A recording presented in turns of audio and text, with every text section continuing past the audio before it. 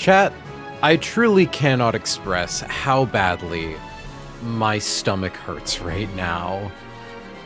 I am in absolute fucking knots. But I'm going to be in absolute fucking knots for, literally the rest of my life until I get this done. So, I guess we gotta run the lines.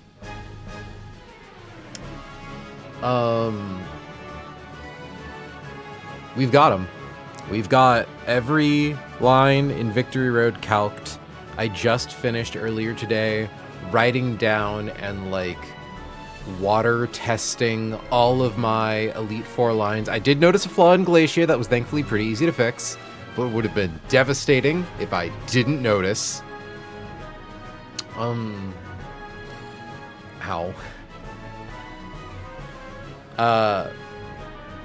So thankfully, it should be good.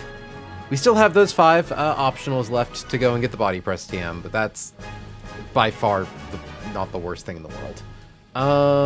Hold on, let me look up. I really hate to admit that I might need... okay. No, I can tell. I am deeply embarrassed to have been on camera for less than 2 minutes before needing to run to the restroom. But that's run and bun, baby. I'm so sorry. Please be patient with me for just a second, chat. I drank a sippy of my coffee. Yeah. I'm at least going to forwards, backwards, click refresh. Was nap good, and I ended up not really falling asleep, but, like, I had my eyes closed for, like, 15 minutes. Yeah. I'm sorry, chat. I'll be right back in, like, I don't know. My stomach hurts, but my stomach doesn't hurt enough to where I think I can actually solve the problem, if that makes sense. So let's try to, like, write things down a little bit. So, here. Starts with no weather. Well, here, let's go to you. Set up grassy terrain. Go to Rillaboom. Okay. So, for this line, we need Armaldo. We need Urshifu. We need Arcanine. We need Urshifu again, and then Basculegion. Then we need Ampharos. Or not Ampharos, Excadrill to beat Ampharos. And then Torterra. Okay. Now, for this fight, we need to get Armaldo up to level 95. It is already there. We need to get Torterra up to level 95. We also need to give Torterra the Grassy Seed.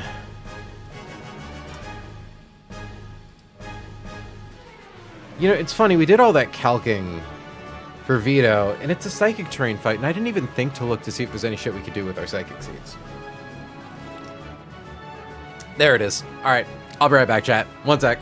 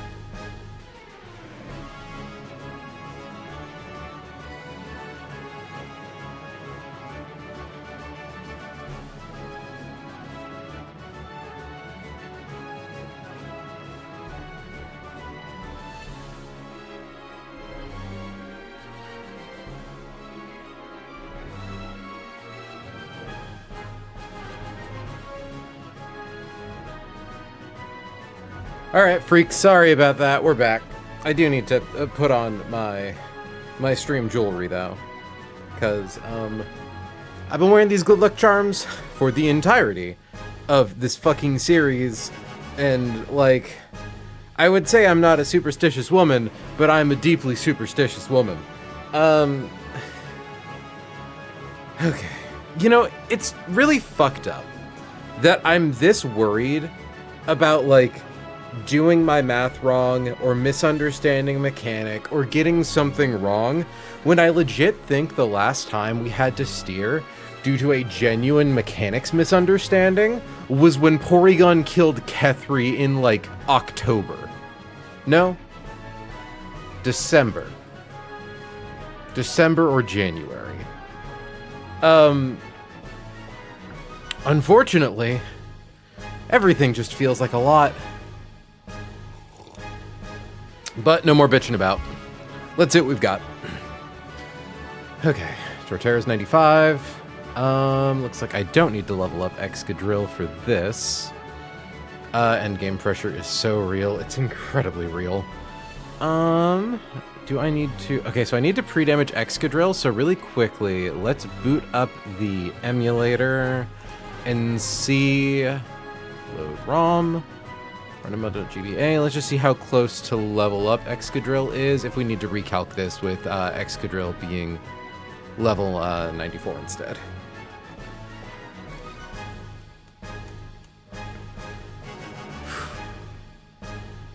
Hold tightly to the cold certainty of math. I'm genuinely wondering if that's what I name the final stream. Like, if and when we get to our Elite Four run, or our Elite Four stream, if we just call it the cold certainty of math. Yeah, that's definitely nowhere near level up. Okay. Honestly, it'd be pretty good. It'd be pretty fire. Alright. So, for this line, I know that we had initially calced it with Basculegion being probably, I think, at level 91. It is now level 95, so we do need to alter the pre-damage slightly, I believe. Because, like, good. Good. Why do I need to pre-damage Basculegion? What? Oh, right, because Ampharos Standard. 77, 65, yeah. Yeah, I recall now. Okay. Hi, Rob Boss. Welcome to stream. Okay. So, I believe I calced this with an Aguav Berry, but I don't think we need it. Well, let's just stick to what we have figured out. So, grassy terrain, no weather turn 1. Armaldo versus Rillaboom. We, I believe, need to teach Armaldo Rock Smash. So, Rapid Spin, Leech Life, Rock Blast, Rock Smash. Perfect. So an Aguav Berry. Or Shifu needs the Choice Scarf. Oh. Yeah. There we go. Arcanine needs a Citrus Berry.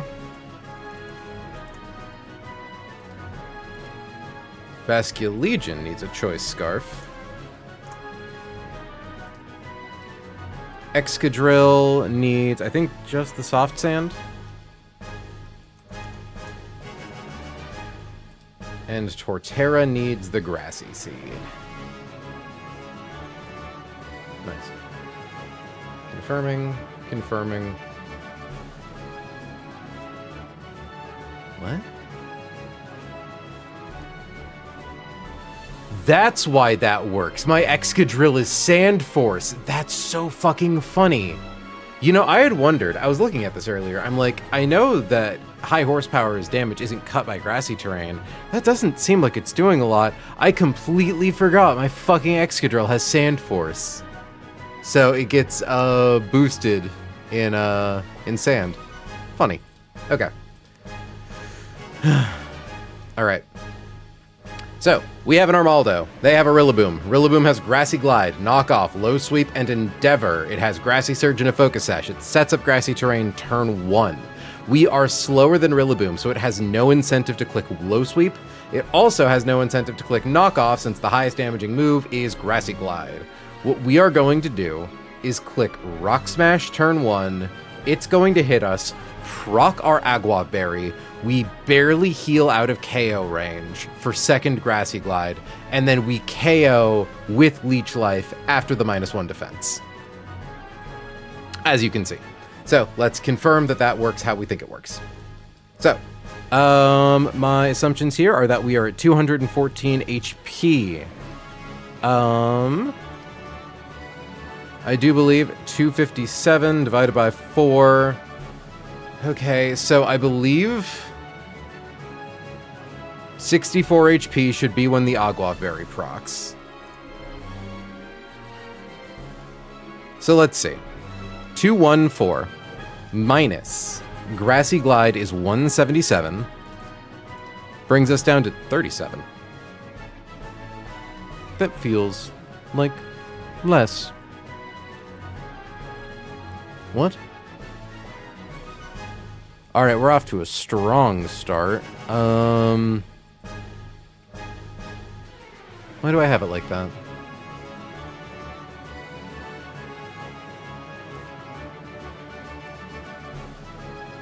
See, the fun thing, hold on, is it because I have, or I calced Grassy Surge healing in? Because, like, 257 divided by 16 is 16. So that was 37 plus 16. It still comes up to 53. Odd. Okay. Oh! Because we needed to make sure the lowest range of Grassy Glide fucking procs our berry. That's why. So, let me see. 214 minus 150 is 64. That makes sense. Okay. I believe we also tested to make sure that that was the HP range that an Aguav Berry healed us at, that it was specifically 64. So, cool. So, turn 1, assuming we take the maximum amount of Grassy Glide damage. So, 214. Sorry, I calced this like almost a month ago. Minus 177 brings us down to 37. 25 or 257 divided by 2 comes out to 128. So we heal 128 and we heal 16 from grassy terrain, which brings us up to 181, barely outside the KO range of a second Grassy Glide, assuming max roll twice in a row. One Rock Smash does 12.2% and drops Rillaboom's defense by 1. So let's see the damage there. It's 36. So 3, 2, 1 minus 36 comes out to 285 and then heals 3, 2, 1 divided by 16, 20. We just need to make sure that it doesn't heal back up to full, which it does not. It heals up to 305, is the most possible HP it could have at this moment. We also need to check the calculations for the lowest possible HP it can be at when we get it with Leech Life, so that way we know the minimum amount of HP we have once we beat this guy. So 305 HP, defense goes to -1. As you can see, Leech Life does, in fact, do 320 damage minimum. Perfect.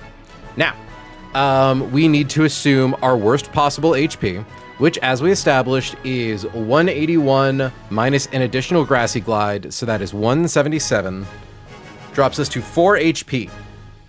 We heal 20 from Grassy Terrain to go up to 24, and then let's see what Rock Smash crit into Rillaboom is 64 damage. So 321 minus 64 is 257. 321 divided by 16 is 20. So it heals for 20. I did my math wrong. Hold on. They do heal for 20. but I did my Armaldo math wrong. Hold on. Sorry. I'm balancing 3 calculators right now.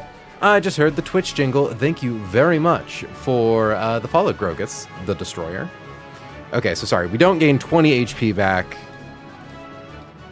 We regain 16, which brings us up to 20.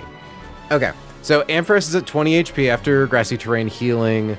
Rillaboom's lowest possible HP is 277. Divided by 2 comes out to 138.5. So 20 plus 138. So the lowest possible HP we can be at after beating Rillaboom is 158. At which point we are going to bait in Tyranitar. The important thing here is that Tyranitar does not see a kill with Pursuit at 97 damage, and always sees a kill with at least Stone Edge. It's also faster than us, which means it goes for the killing move over clicking Stealth Rocks. It's going to be Stone Edge. It could be Crunch. Just started running Blue Kaizo, just beat Surge. Ugh, I don't even want to think about running the Kaizo games. Hope you're having fun with that. So, we bait Stone Edge or Crunch. Most likely Stone Edge, but it could be Crunch. Either way, we swap to Urshifu. Tyranitar sets up Sand. Now, the way that damage and healing works here... Hi, Gossip Greg. Thank you for the good luck. Is you take Sand damage first, and then you heal from Grassy Terrain. So they neutralize, but you do have to make sure that you always stay above the range where you could just die to Sand damage. So...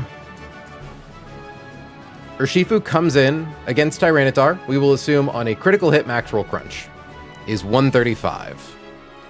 So 317 minus 135 is 182. We are then faster than it, and we one-hit KO with close combat. Very simple.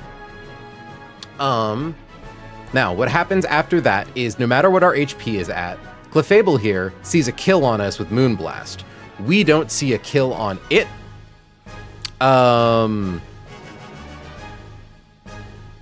Yes, words are hard. Why are words hard? Words shouldn't be hard. So Clefable sees a kill on us. We're faster than Arcanine. We are faster than Inteleon. We are faster than Ampharos. So it's always going to be Clefable in next. Basically, I think it is guaranteed for Moonblast. It gets Grassy Seed, or Grassy Terrain defense boost, but Surging Strike still threatens a fast 2-hit KO. Hell, I think even if it didn't crit, it doesn't matter. Point is, it's the first thing that sees that it doesn't kill us, or it kills us and we don't kill it. Sorry, words are getting really scrambled. And because we threaten a fast 2-hit KO, it can't go for Calm Mind. We are going to swap to Arcanine on what is either Moonblast, or I don't think it could ever be Flamethrower. Arcanine hits the field, and the important thing is that with Citrus Berry and Head Smash, Arcanine also threatens a fast 2-hit KO on Clefable, and notably, Head Smash does at least 50% damage, which prevents Clefable from clicking Soft Boiled. The AI doesn't want to heal if the move heals for less HP than you deal in damage. So, now the thing is, Head Smash is inaccurate, so we're honestly just going to go for a 3-hit KO with Flare Blitz. It has Magic Guard, so it does actually heal. It doesn't take the sand damage, so it does go up HP every turn. But I do believe the amount of damage Flare Blitz does barely guarantees a 3-hit KO. So, just confirming, Clefable has 308 divided by 16 is 19. 308, and it doesn't matter if we burn it, because it can't take damage from that because of Magic Guard. We do 123 damage, and then it heals for 19, and then we do 123 damage, and then it heals for 19. Yeah, and I'm checking our minimum numbers, and at this point it has 100 HP. So we only ever take 3 hits, which sounds like a lot, but the thing is, Sandstorm is up and we are a rock type, so we actually take very little damage. Which is a real nice bonus. Won't be able to stick around, but good luck and defeat evil. Thanks, She. So yeah. And honestly, were it to even set up Calm Mind, it's kind of fine because it can't click Soft Boiled. Confirming in the Silcout that it cannot click Soft Boiled. Hold on. Clefable.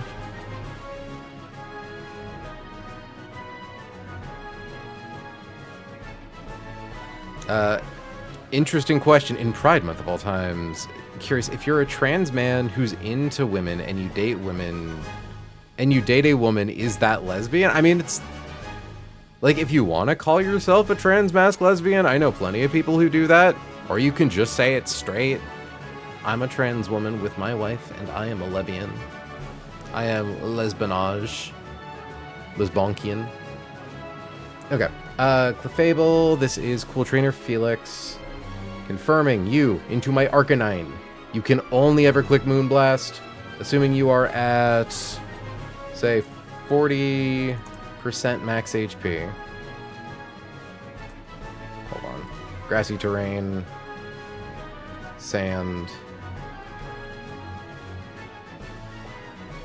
Yeah, you can do anything in this world. Like, labels are kind of arbitrary, you know? It's like whatever you find is most comfortable and best for you. I found one of the most important steps I took when, like, properly joining the queer world is to just, like, enter life with an attitude of, if it doesn't make sense to me, it's not my problem. Find someone who knows that I'm, like, a chill person to maybe, like, ask, to be like, so why is it that you do X or Y? That you call yourself Z. I suppose also that is a pronoun. But anyways, yeah, so just confirming, there is no scenario where Clefable goes for soft-boiled. So we click Flare Blitz 3 times into it, and it goes down. Labels are kind of step 1 of communication generally, always. Yeah. And step 1 of communication generally anyways. Yeah, exactly. Like, it can help you, you know, do the broad strokes, but, like, people are infinitely complicated little fractals. So once we KO Clefable, they have an Arcanine that's faster than our Arcanine and has Head Smash, and that sees a KO. So their Arcanine is going to come in. I believe it's always either Head Smash or Close Combat. Now what we're going to do is swap to our good friend Urshifu Rapid Strike. Urshifu always lives. Critical hit crunch is 42.5. I guess I do need to confirm that we don't die to, like, sand damage. But let's see here. Damn, that's a lot of damage with Close Combat. So 317 minus 135. Defense drops don't matter, because we swap out and back in. And now, assuming we swap in on critical hit, max roll Close Combat is 159. Comes into 23. 317 divided by 16 is 19. Okay, yeah. So, no matter what, the lowest HP we're ever at when dealing with this Arcanine is 23. We go down to 4, and then heal back up to 23. Now, unfortunately, if our HP is lower than Head Smash range, well, no, it's kind of awkward. We actually need to be above Close Combat range. So essentially what we need to do is, if we get crit, it's awkward to explain. Essentially, as long as we don't get crit, or we get, like, you know, Tyranitar misses with Stone Edge, we won't show Arcanine a kill with any moves, and for that reason, it has to click Extreme Speed. Now, there is also a world where we get hit low enough so that we always show a kill to Extreme Speed. If we go to 60 HP or less, we're also happy. There is just a range between 33.4% max HP and 18.9% max HP that we don't want to fall into. Don't worry about it, Nico Slayer. Now, if we are above that range, it has to click Extreme Speed. If we are below that range, it has to click Extreme Speed. If we fall in between that range, there is a chance it could click Head Smash or Flare Blitz or Close Combat. We need to make sure that Basculegion swaps in on Extreme Speed. So if we fall into that range where we can't quite guarantee what's going to happen next, we have to swap to Tucker and Sack, unfortunately. It makes me big sad, but we don't need Armaldo for the rest of Victory Road. This is the reason why we calced all of Victory Road at once, is because this is our first potential Sack. And then we would swap into Basculegion. Alternatively, if we are guaranteeing extreme speed, we just hard swap to Basculegion. We are obviously immune to normal type moves. With Choice Scarf, we are faster than Arcanine. Liquidation lets us KO, and it can't extreme speed to Desperation hit us because we are immune to extreme speed. So we come in, we kill Arcanine. Now our dear friend Basculegion here is going to be pre-damaged to 276 HP. Okay, so I had it written down as 88, but I knew that I didn't need that specifically because we had initially calculated this with the level 91 Basculegion. Okay, so we lose HP to Sandstorm, we gain it back with Grassy Terrain. So we are at exactly 276 HP. The reason we are at this HP is because Inteleon's max roll of Hidden Power Grass is 234, which is less than that, but Amphiros's minimum roll of Thunderbolts is 276. And it's always Thunderbolt, never Dragon Pulse, never Focus Blast, and it stops it from clicking Agility, confirming Silcalc that as long as it sees a kill with Focus Blast or Thunderbolt, it will not click Agility. Confirmed.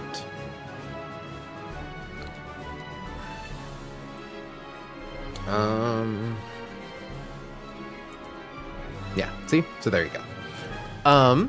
So it's required to go for Thunderbolt. We are going to swap to Excadrill. I'm now realizing we actually also have to alter our Excadrill pre-damage slightly because Excadrill doesn't take sand damage and does take Grassy Terrain healing, which I don't think I accounted for initially. So we swap it on Thunderbolt. We are in Sand, which gives us the Sand Force damage boost. We have Soft Sand, which gives us extra ground type damage boost. High Horsepower is not decreased by Grassy Terrain. We outspeed Ampharos and we one-hit KO with High Horsepower. Now, the thing we have to worry about is when Inteleon comes in, we just want to make sure that it always sees a KO with Snipe Shot. So that would be swap in, get a tick of healing, kill Ampharos, get a tick of healing. We need to make sure that we're still in that Snipe Shot range afterwards. Actually, wait. No, we don't need to be pre-damaged, do we? Inteleon, I don't think can click Workup. Wait, no. No, it can, because it considers Workup defensive set. Well, we threaten a one-hit KO with High Horsepower. Hold on. Like, it shouldn't matter. Like, assuming you're at 100% HP. And we're at 100% HP. Hold on, I do actually now need to recheck Ampharos because that wasn't set to full HP. Looking at you, Basculegion. And it has static before it Mega Evolves, which is fine. 276. Yeah, cool. And then Inteleon versus Excadrill.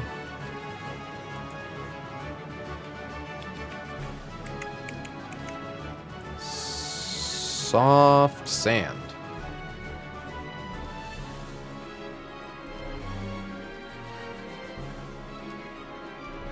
Okay.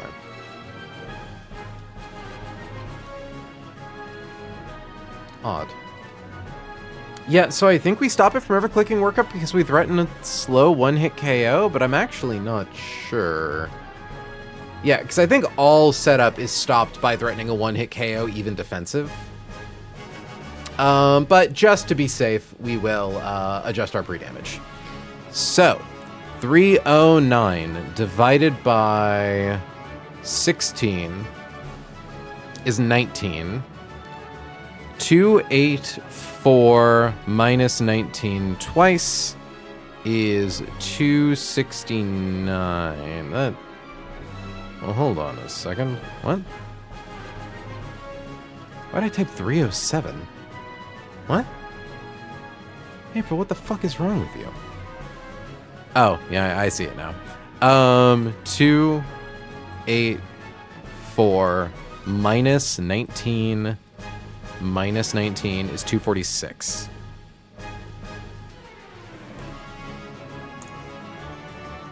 Okay. Now, what's going to happen next? Inteleon is going to hit the field. It is going to see a one-hit KO with Snipe Shot and only Snipe Shot. We are going to swap to Torterra. Now, we're very fortunate here. Do you remember how we mentioned before that sandstorm damage happens before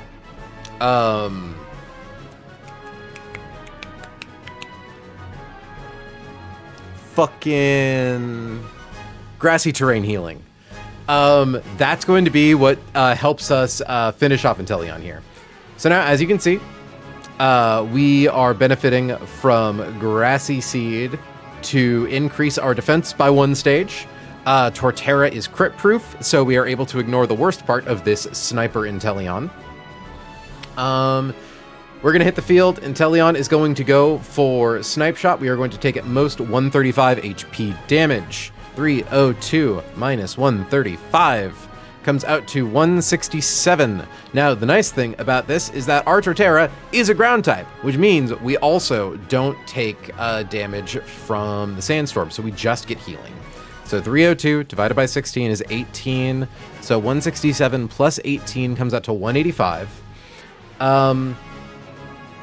And essentially, the most damage we can take is 150 from acrobatics. It's going to hit us with that. It's going to hurt. It's going to do at most 150. Or it could go for Snipe Shot again. And we are going to do 264 damage minimum with Giga Drain. Now, as you might notice, 264 is less than 266. But once that damage happens, as we have established, Inteleon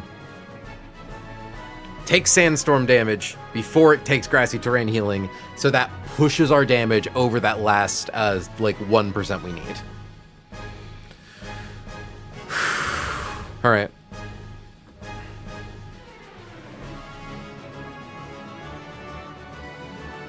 What's the gym type? Well, I mean, let me see. There's a grass type Rillaboom, a rock type Tyranitar, a fairy type Clefable, a fire type Arcanine, a water type Inteleon, and an electric type Ampharos. So I'm going to say bug.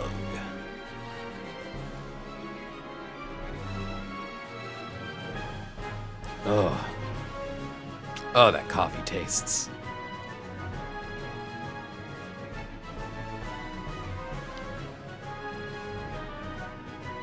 Okay, but yeah, that should be the line.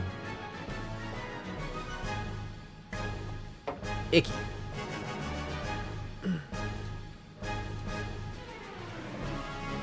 Confirming Armaldo here. 83%.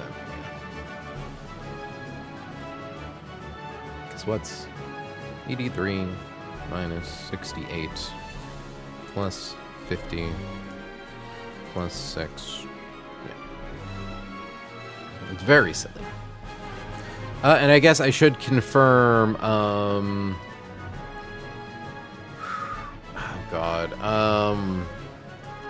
docile nature Pokemon. So, docile is defense up, defense down. Aguav is Spadef. Okay. Alright.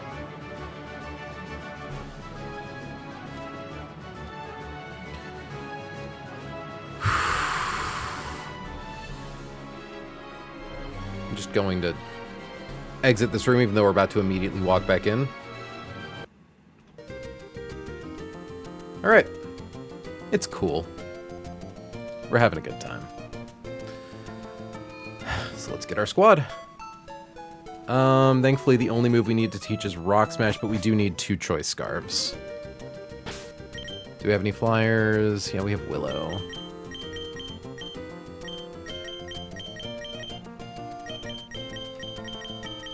Citrus, Lopunite, Choice Band.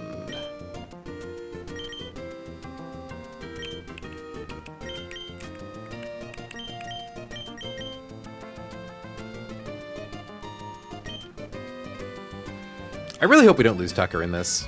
Not that it, like, you know, is a devastating loss for our run if we lose Tucker, But, like, Tucker the Improbable Armaldo...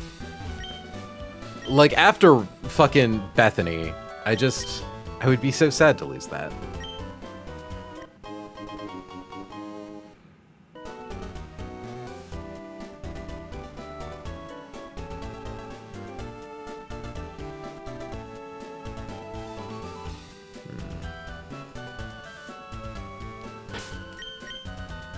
That choice scarf, yeah. Yeah, there's not restricted bag space. There's not restricted bag space in this. Oh, how many badges? All 8. We have 11 fights left before the Elite Four. Technically 16. Choice scarf. Choice specs. So here... Zephinia, let me give you the choice scarf real quick.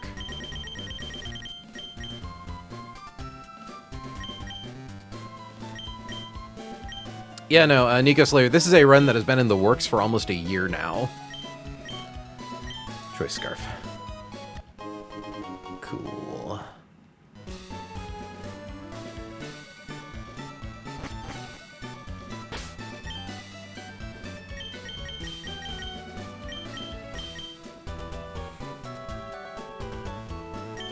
My stomach cannot be getting upset again.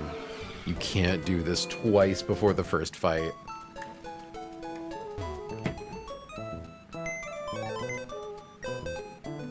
Alright.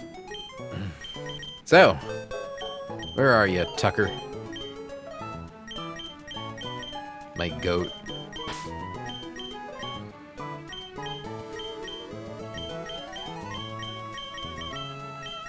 And Levi.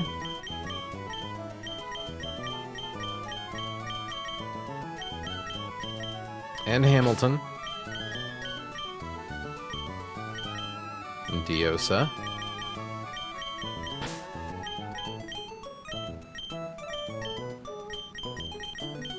And Argyros.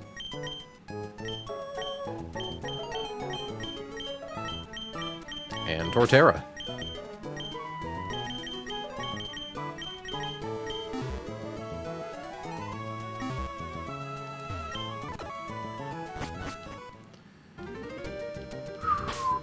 Okay, let's give everyone their items. Let's get Tucker and Turtle up to level.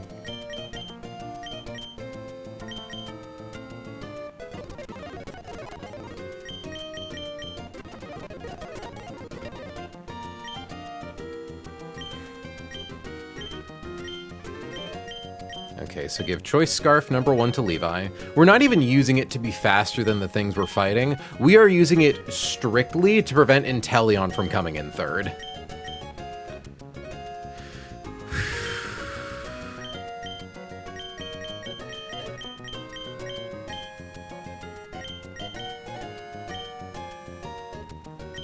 Okay,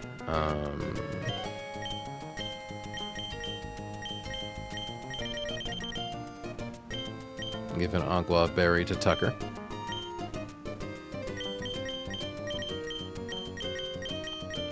Also, out of curiosity, I can't believe we got 2 Ganlon and Apricot Berries, by the way.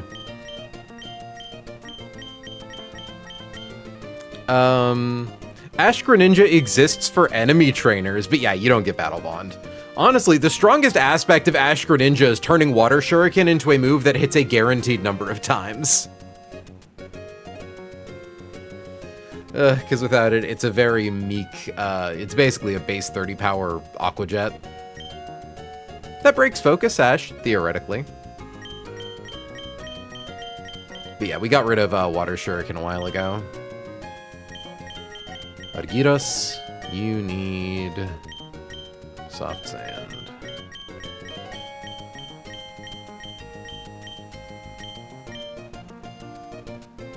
And Turtle, you need the Grassy Seed.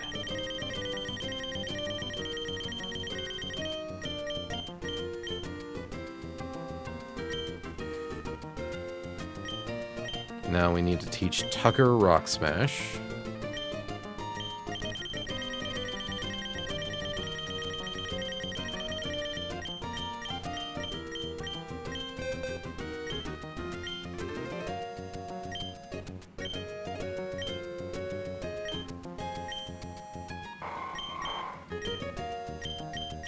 That's right. We taught it natural gifts to give it a move that did nothing.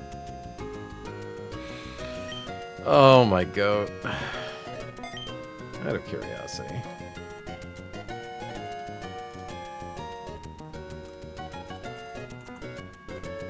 Cool.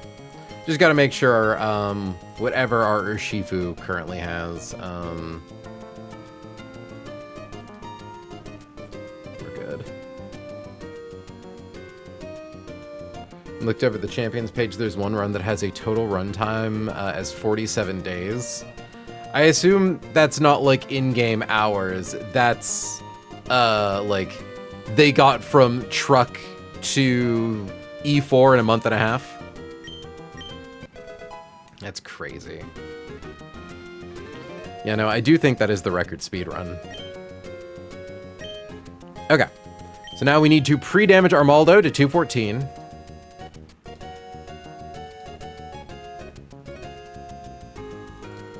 Pre-damage.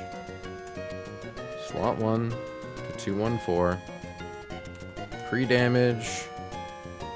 Basculegion. So that's slot 4 to 276. And pre-damage Exca, so slot 5 to 246.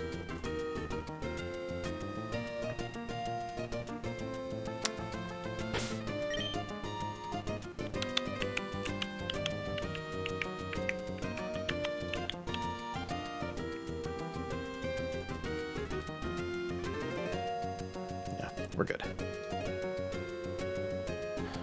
Grassy Seed procs immediately upon switching in before the damage happened. Even if it didn't, it doesn't boost the defense associated with Snipe Shot. We're fine.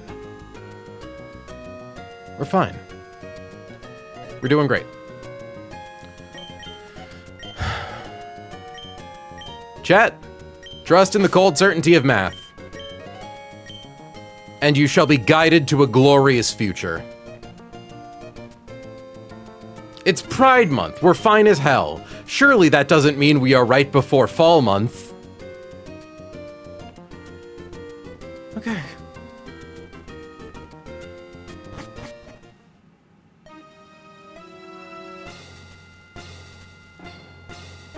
I'm literally good at this.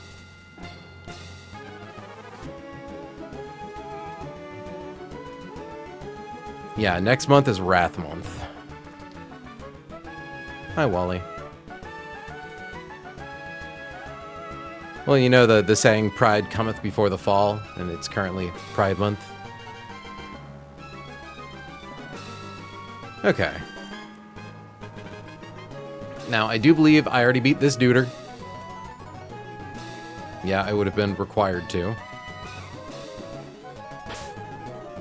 Right?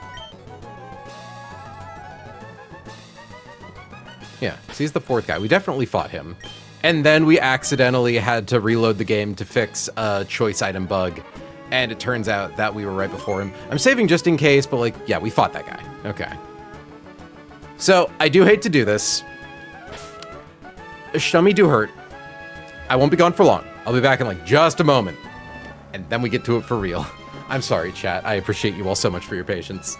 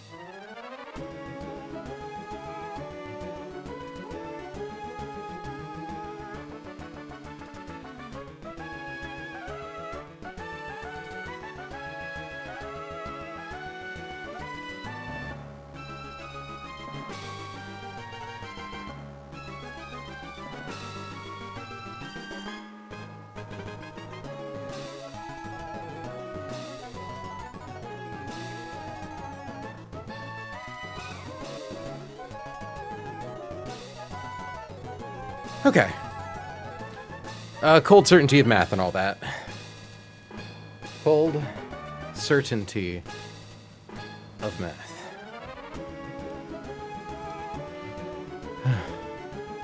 Thank you for the welcomes back. All right, vibe check. Tucker, pre-damage to 214. Has an Ogwav Berry. Knows Rock Smash, knows Leech Life.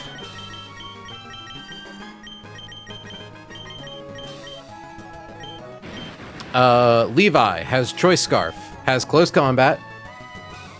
Confirming Close Combat is the move we're killing with. It is. Arcanine, Hamilton, has Flare Blitz, has a Citrus Berry, is just a cool guy all around. Diosa has Choice Scarf, has Liquidation, is pre-damaged to 276. Diosa's HP is neutralized by the sand and grass. And Argyros, whose HP goes up over time, is pre-damaged to 246 to bring it up to Snipe Shot range. Has Soft Sand, has high horsepower, its ability is Sand Force. And Turtle, with the Grassy Seed and Giga Drain, brings up the rear. Genuinely, who would have guessed that plus special attack had been so fucking important on this Torterra? Like, Giga Drain is probably her favorite move. Okay. Cold certainty of math.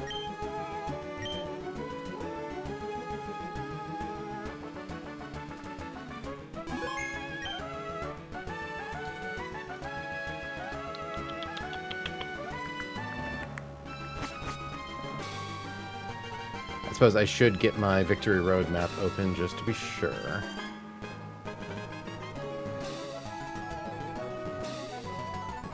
Run and bun maps.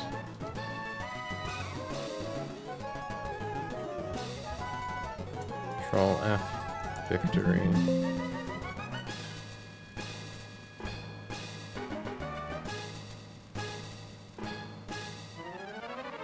Okay, Victory Road, BF1. Down there is Felix. All right.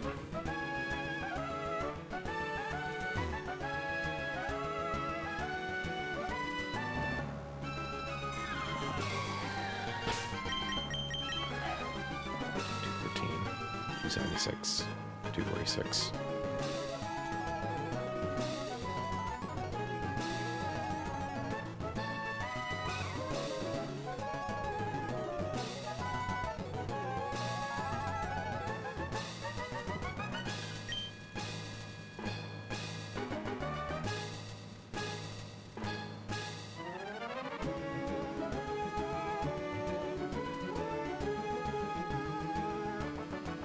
Why is my heart in my throat? I just, there's a part of me that's like, but what if Ogwav Berry doesn't proc when I think it does? Which is stupid, because of course it's gonna proc when you think it does, April. You did the math. You've tested this.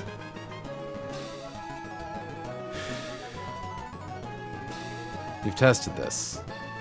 You've tested this. Chat, I know we tested it. If Ogwav Berry procs, I'm going to invoke the Sacred Right. If Ogwav Berry doesn't proc at 64 HP, I reserve the right to Claws, even though that's, you know, I'm not going to. Run it. You know, buddy, me too.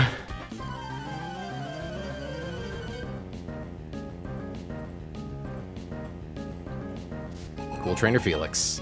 Out comes Rillaboom. Out comes Tucker. Rillaboom sets up grassy terrain. Rillaboom has a focus sash, so we can't one-hit KO it. We are going to fight. We are going to click Rock Smash. This will drop its defense. It is always going to go for Grassy Glide. It is its highest damage attack. It has no reason to click Low Sweep since we are slower than it. Rock Smash is going to drop its defense and open it up for a KO next turn. Battle Armor makes us immune to being crit, and the lowest roll of Grassy Glide should always proc our Ogwav Berry.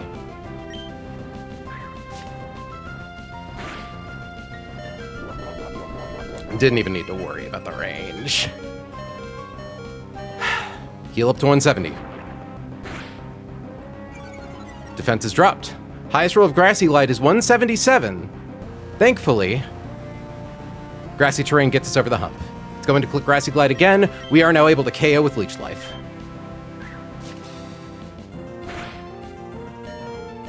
Scary as it is. Okay. I would love to see that we aren't in crunch range for Tyranitar. We're out of most crunch ranges. High roll of crunch. So 84 is... There are only 5 rolls of crunch that see KO. If we see Stone Edge miss, we're really happy. So it's going to go for Stone Edge, or there's a small chance it could go for crunch. We are going to click Pokemon. We are going to swap to Levi. We don't care if crunch drops our defense. Okay. Crit. Ooh, things are not looking good for Tucker. That's a really bad... Getting hit by Stone Edge crit and then not getting crit by Arcanine, I think means we probably have to sack Tucker. It's unfortunate, but them's the dice. All right, either way, Urshifu is faster than Tyranitar. Stone Edge, Crunch, Pursuit, Stealth Rock, Sandstream, Dark Gem. Nothing stops here, or nothing is crazy here. We just one-hit KO with Close Combat. It's not guaranteed that Tucker dies. In theory, Arcanine could miss with Head Smash, which is a 1 in 5. Yeah. It should be Clefabulin next for Moonblast.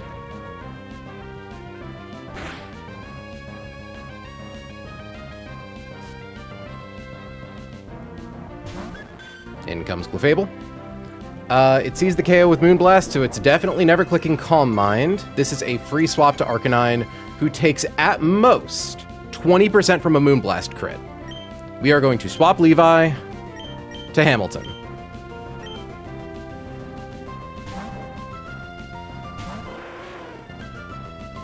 We don't care if Moonblast drops our stats.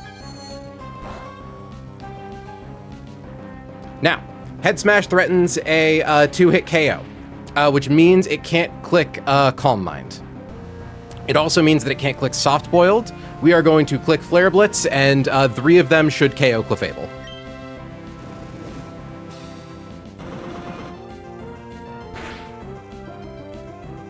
Good.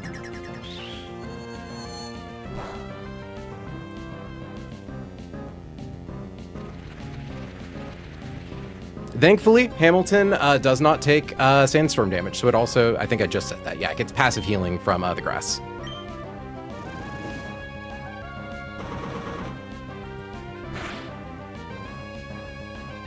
Good.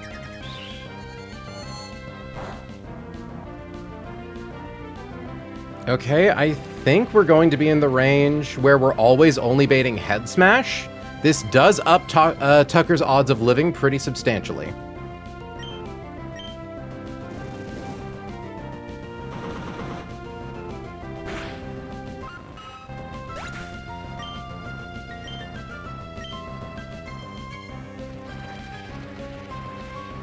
Okay, now, it should be in their Arcanine for a fast kill with Head Smash. Good. It wants to click Head Smash. We are going to swap to Levi, who at 207 HP takes at most 148 damage from Head Smash. Yeah, I think if Head Smash hits, it's possible maybe on a low roll, but I don't think so. We are going to swap to Levi. I think we need it to miss.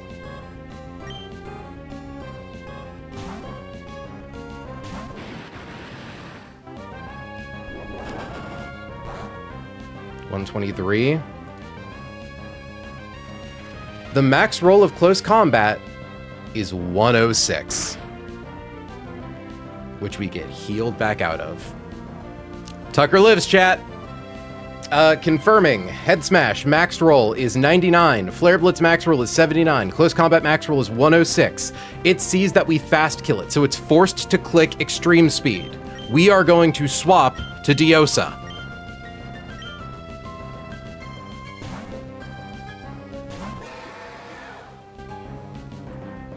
Extreme speed does nothing.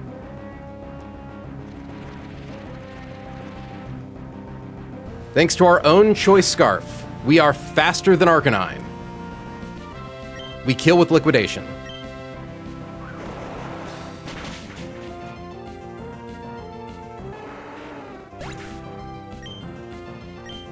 Okay, now we should bait in Ampharos in the back.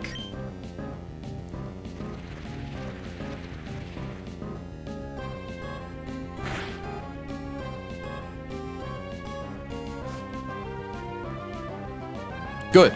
At 276 HP, non-Mega Ampharos should always see a KO with Thunderbolt. 276. We are at 276.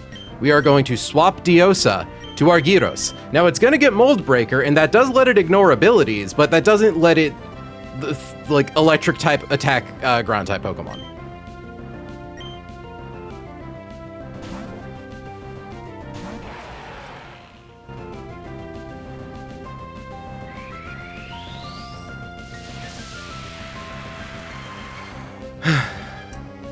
Maybe she's born with it.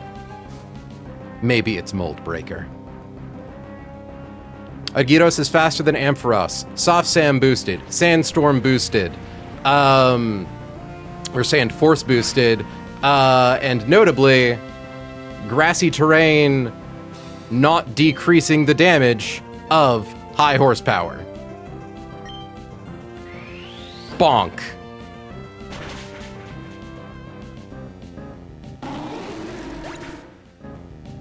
Last in is Inteleon. We should heal up to, I want to say, 288?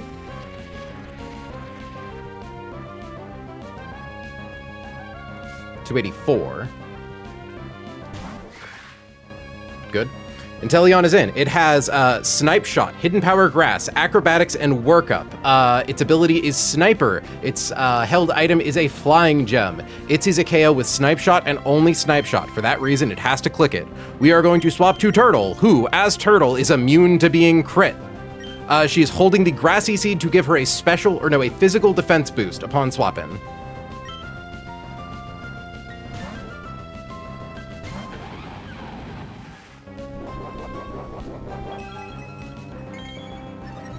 This notably does not decrease the damage of Snipe Shot.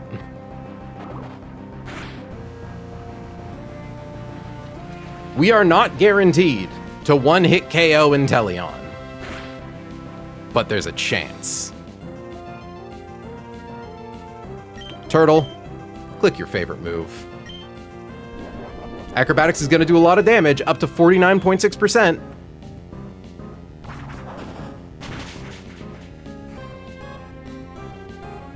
Low rolled like a bitch.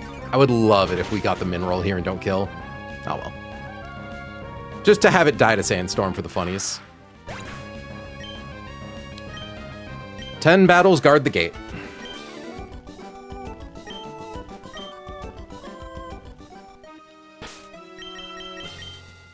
Tucker lives! Oh, Tucker the Improbable.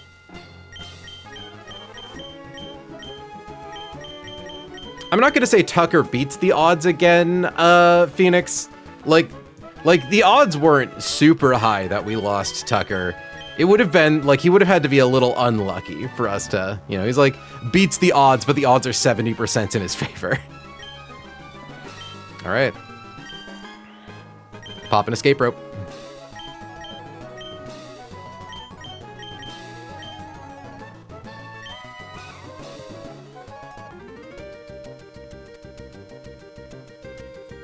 I mean, you never know in this game. True.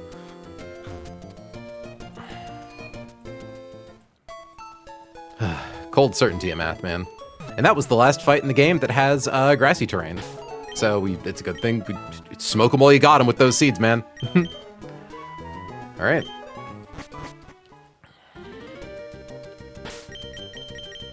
So I do think we need to make a small alteration to our next line, because I think I decided to give Urshifu the magnet, which we can't really do because there's a very real chance it swaps into knockoff.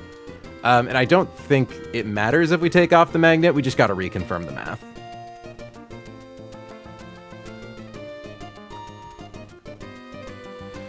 Alright. Yeah, because this is the Golisopod one. Okay. Next trainer. Double battle. No terrain. For this fight, we need Latias, Sneasler. Where is the slur? Togedemaru.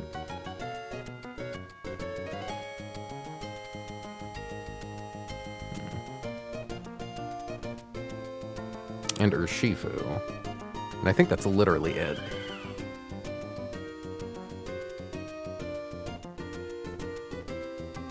Where are you, Urshifu? And then I think we need like one more guy just in case things get a little risky with Urshifu. There he is. Okay. So, we are up against Sceptile's standard. Its ability is like fucking, I assume, overgrow when it's in normal mode. Yeah. Thankfully, Lightning Rod doesn't do anything here. Though, honestly, very cool ability to give Mega Sceptile. Does Lightning Rod, like, boost your stats? It does. They should have paired Sceptile with, like, guys who really want to bait you into using electric-type attacks. That would have been mean, but... Okay. So we want to make sure that Latias is down to 98%, so that way it is always showing a kill to at least Dragon Pulse from non-Mega Sceptile. Sneasler doesn't show it a kill, thankfully. And at that low of an HP, Latias, of course, shows a KO to Golisopod First Impression, and Leech Life, and Knockoff. Lightning Rod and Sceptile is really interesting. Some Megas have some fascinating changes.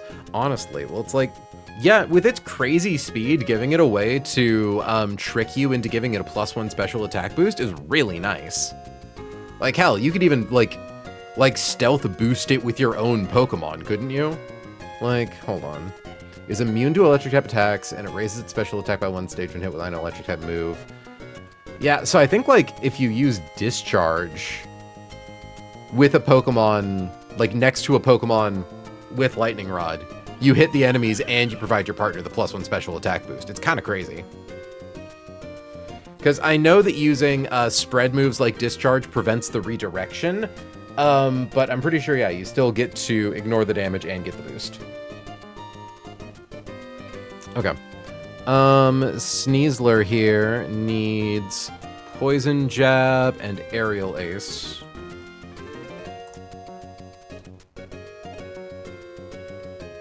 And Expert Belt.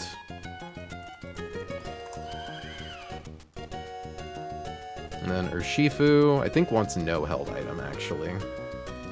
And then Thunder Punch as its coverage move. Togedemaru doesn't really care. So, Latias, Golisopod, baits First Impression, baits Dragon Pulse from Sceptile, clicks Protect. Sneasler, 1-hit KOs Sceptile with Poison Jab.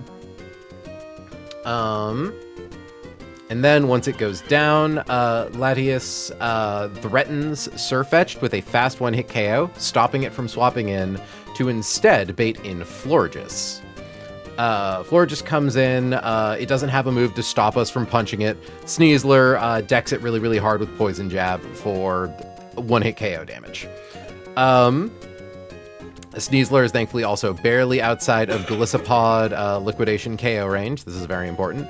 But we swap Latias to Togedemaru. Latias thankfully shows a KO to every move on Togedemaru's move list, or on Golisopod's move list, except for liquidation.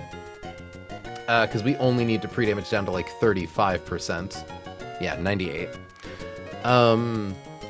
So it's going to go for... Because once First Impression, or after we're past turn 1, it can't use First Impression, so it's going to go for Leech Life or Knockoff.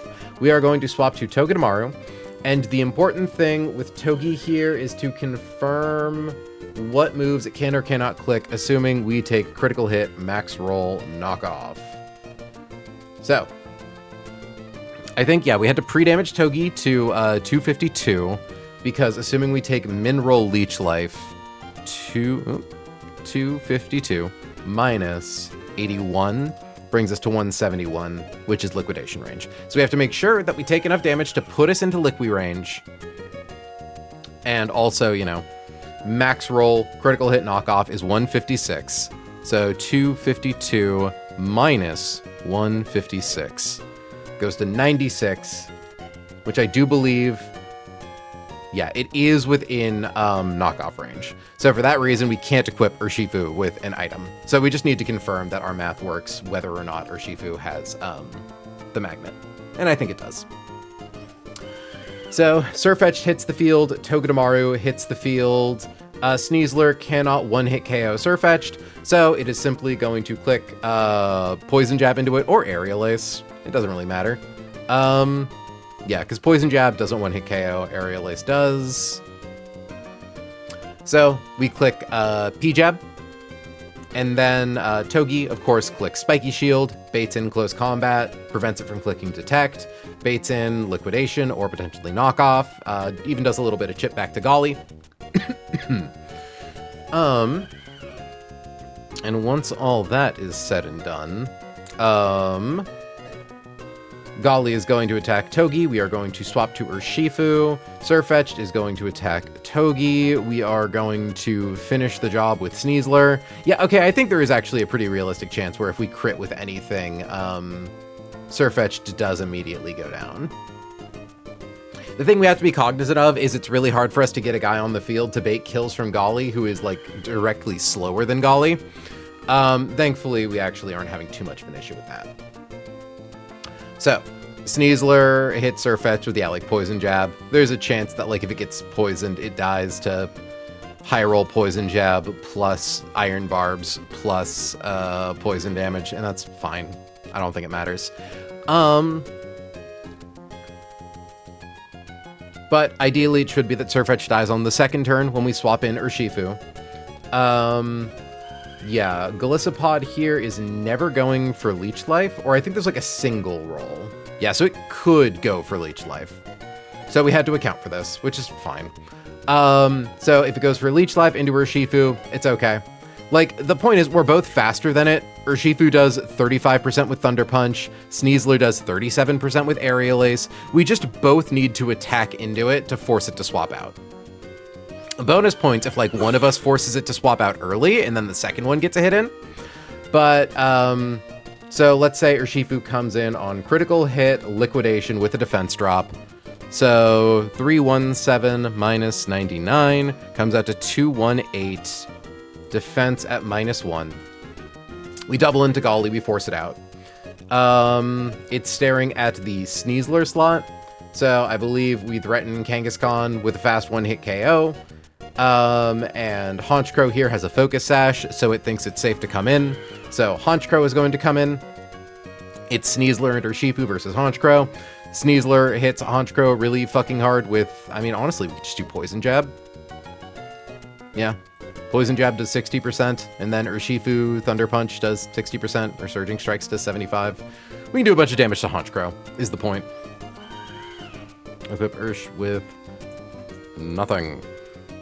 So either way, we double into Honchkrow, it goes down, Sneasler threatens Kangaskhan with a fast kill, so they're just going to send Golisopod in because it's the first thing in line. However, it has regained the ability to click First Impression. Urshifu with -1 defense, taking a First Impression critical hit would be 157, which does not KO Urshifu, brings it down to 61. So that's fine. It can't be emergency exited again, so we just double into it. Aerial Ace, Thunder Punch, we KO it. At which point, Kangaskhan comes in, and Kangaskhan's Fake Out could KO Urshifu.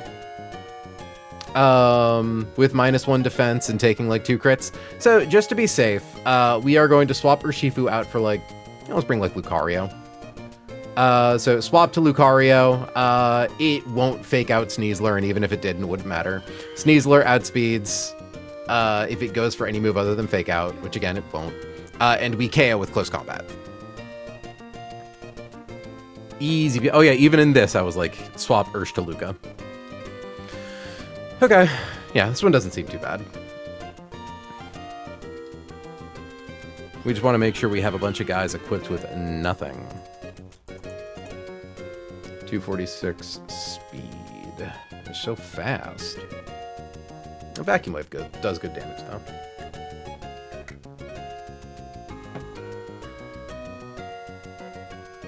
Oh, Seismic Toss is a really funny move for Kangaskhan. Oh, that's really funny. I'm like, why does Seismic Toss do 73%? And it's because it hits twice. So it hits once for full level damage and once for half level damage, making it so that against, like, pretty much every Pokemon, it's probably going to be, like, 50%. Hey, Tony, give me a team with nothing. I'm finally doing my homework. April frag sheet update on the way. Yay! Thank you, Hannah. God, the fucking calc's on parental bond here.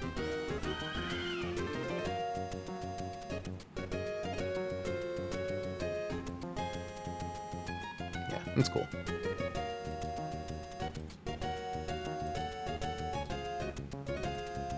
I wonder, do the hits from parental bond crit individually?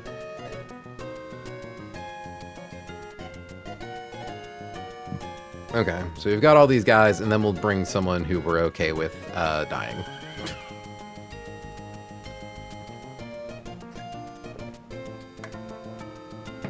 Okay.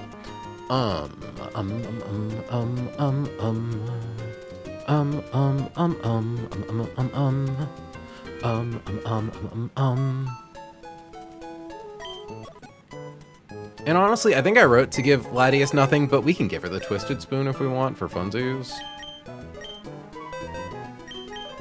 Chat, it's time for Latinas.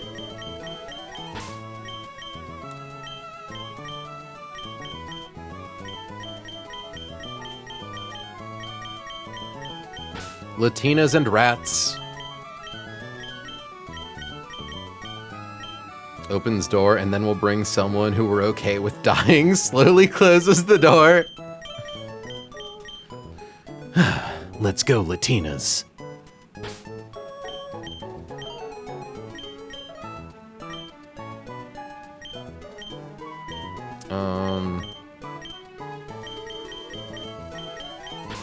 Wild applause.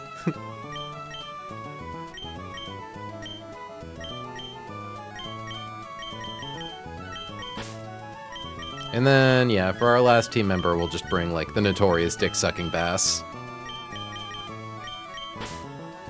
That's alright, I forgot we named it Vaughn! God, hold on, I just gotta get a screenshot of this, just... Hold on, I have to post this to... I keep forgetting we named the notorious dick-sucking bass after Vaughn. Oh, excellent Pokemon. Very cool. We did send it to when we named it. Yeah, but I just gotta remind the group that's what its name is.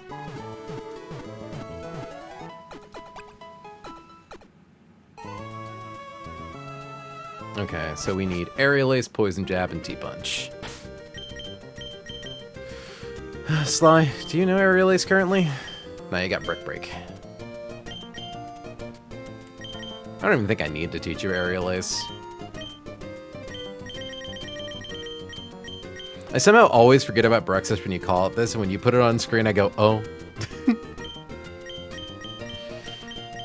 It's a really fun thing. Just like, I love getting to say the notorious dick-sucking bass.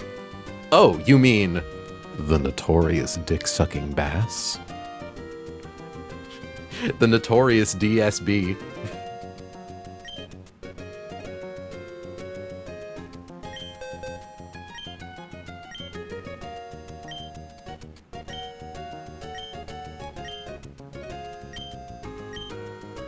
The what? Rob, do we need to put Bruxish on the screen again?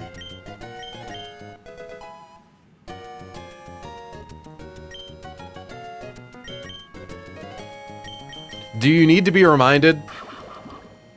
She's dazzling. She's protected from priority. What does that mean?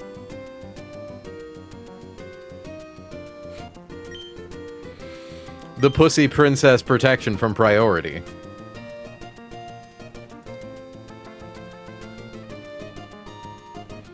I don't think that's what Roald Dahl wrote. Alright.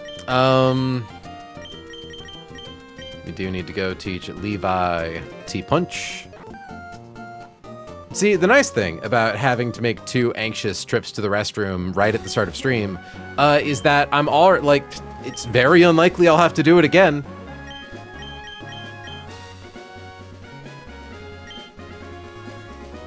Oh, Levi currently has it.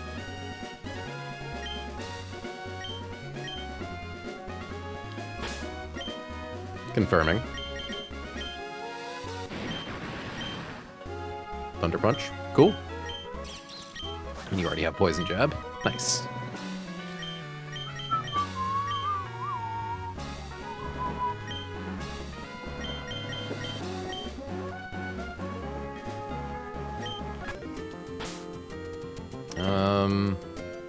I want to equip items, but there aren't really any items to equip.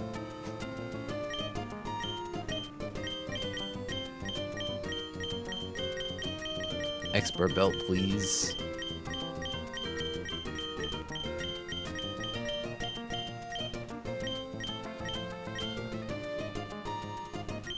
Sophia can hold the Twisted Spoon, because she's never actually, like, taking a hit, and she already shows kills to all rolls of, knockoff.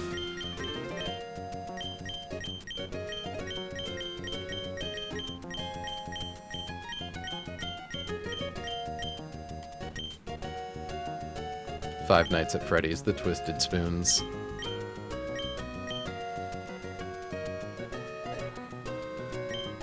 And confirming that no roll of Sceptile sees a kill on Sneasler. The SNE Slur. Twisted Spoon. Yeah, God, Mega Sceptile is so fucking fast.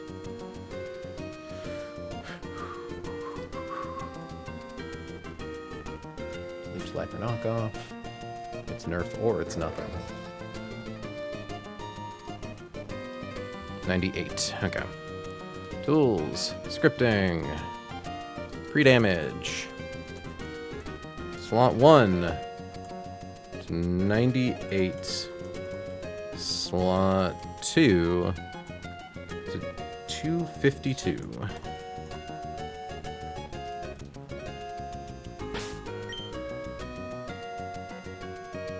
It's slot 3. 272.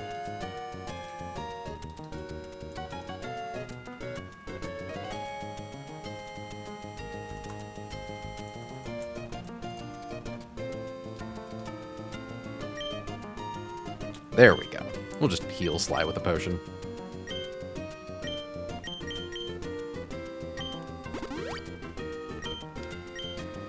Okay. Yeah. I guess we gotta be conscious of left guy bug. That would be bad.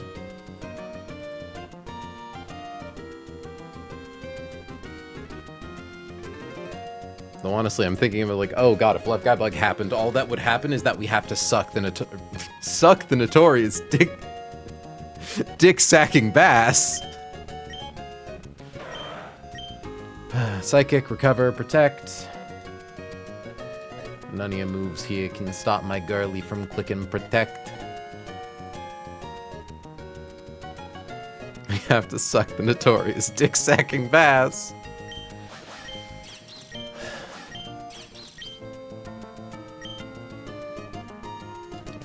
Scrappy, Symbiosis, with a Salic Berry, too. Yikes. Jesse, we have to sack the bass. We have to sack the bass, Jesse. And then Talon can have a citrus berry. Yeah.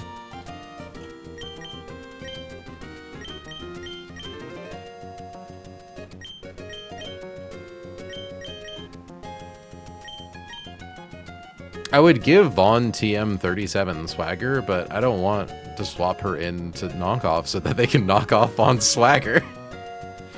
They can't knock off Vaughn's TM37 swagger.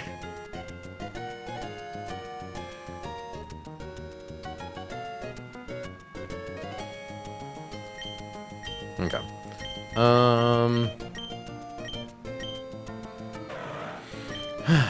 Level 95, Twisted Spoon, 98 HP. Checked it a billion times, and it's still that. Togi has 252. Sneasler is at full health. Never shows a kill to any of these guys we're fighting, except for Psychic from Florigis, but we're faster than it, and it can't stop us from killing it. Bum, bum, bum, bum, bum, bum.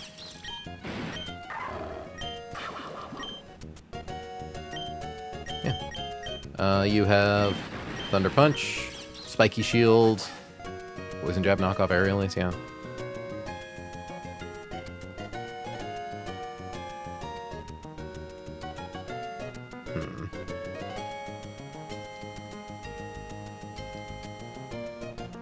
Hold on, no. Okay, I might actually need to account for, like, okay, if we accidentally KO Surfetched early, we swap out Togedemaru, we attack Golisopod. Yeah, we're fine. We're fine. I was trying to think, like, oh, wait, no, do we need to, like, make sure that Togedemaru has an attacking move in case we get Honchkrow in early? No, we're fine. We're fine. We're literally having a good time.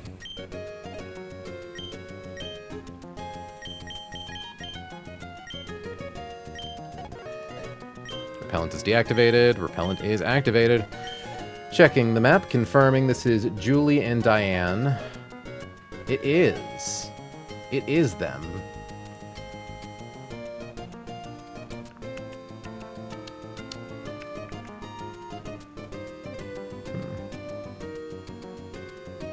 Got a weird chunk of map coming up after this. Okay.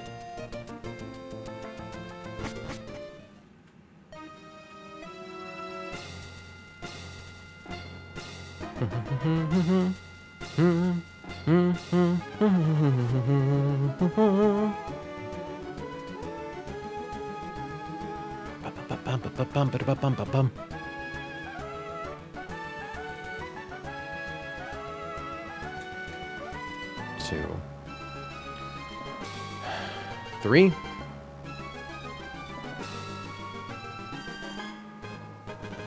4,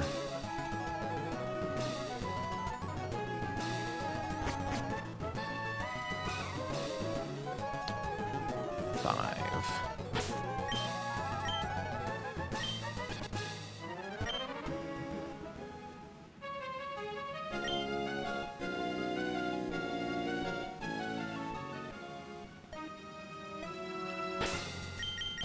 Two lesbians about to beat me to death.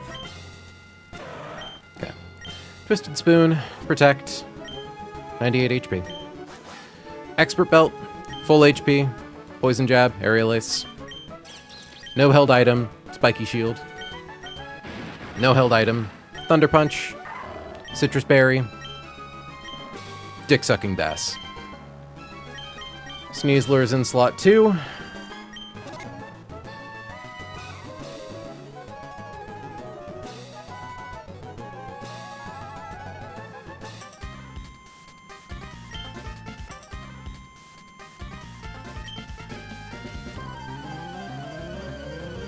Time to fight 2-on-1. It shouldn't be that bad, but I still can't help but get.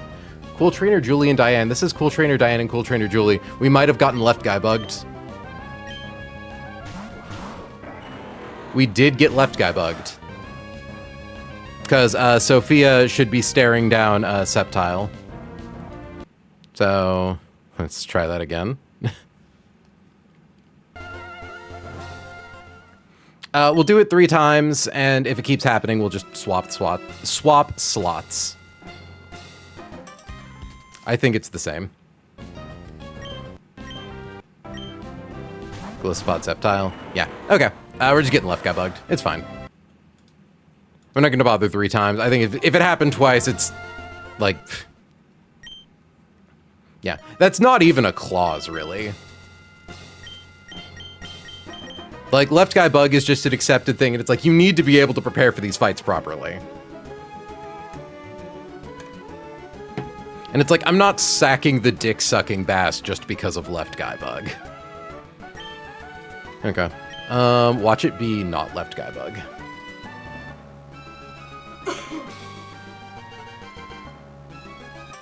Okay.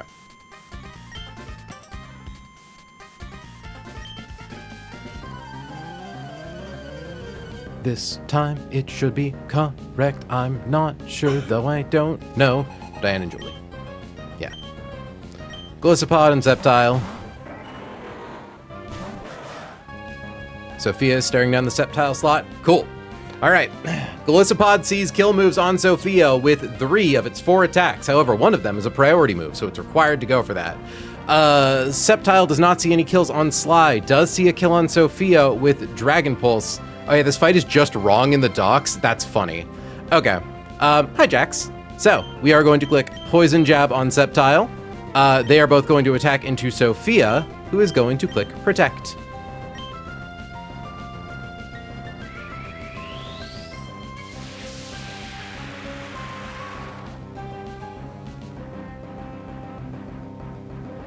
I mean, thankfully, once you, like, play Run and Bun enough, you just always, like, save before fights. God, that's a sick-ass sprite. Alright. Now, behind Sceptile is Surfetched and Florigis. Sophia threatens Surfetched with a fast KO with Psychic, so they have to send in Florigis. Good. Okay. Sly also one-hit KOs Florigis with Poison Jab. Gliscopod can no longer click First Impression, so it's forced to go for either Knockoff or Leech Life into Sophia. We are going to swap to Maisie. She's so pretty.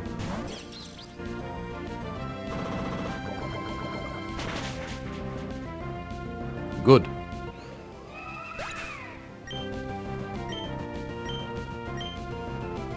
Leech Life, that's fine.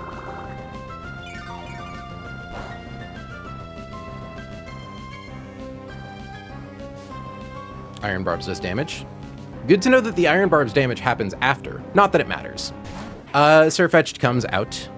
So, if I hit this little button here, 163 HP, just confirming. The lowest roll in liquidation into Maisie is 171. Surfetched wants to kill Maisie with close combat. Gliscopod wants to kill Maisie with liquidation. Sly wants to click Poison Jab on that smug duck. We click Spiky Shield. Bum, boom, bum, bum, boom, bum, bum, boom, bum, bum, boom.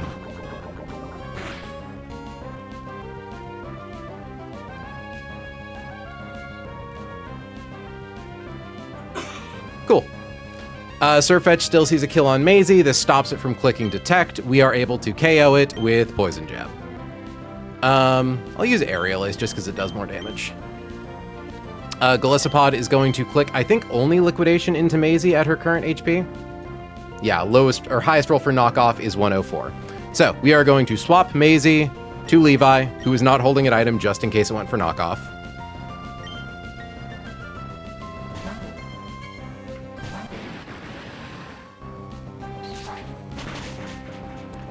Crit. Cool. Now, I believe because Gliscopod took 2 ticks of Iron Barb / Spiky Shield and did not Leech Life into Levi, Sly hitting with Aerial Ace, I think, always procs Emergency Exit. Which should send in Haunch Crow. We're just gonna click... Honestly, I'm tempted to click Surging Strikes, but we're just gonna Thunder Punch. Cool. Bye, Chud.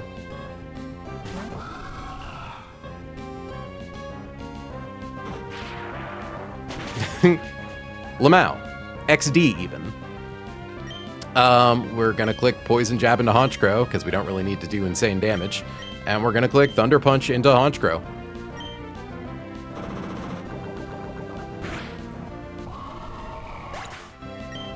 Now chat, I wasn't paying attention. Did Levi's defense get dropped after liquidation?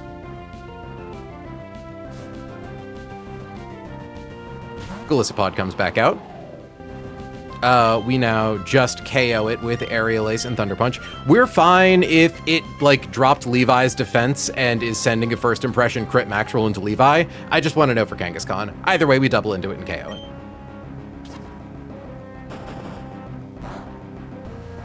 Cool.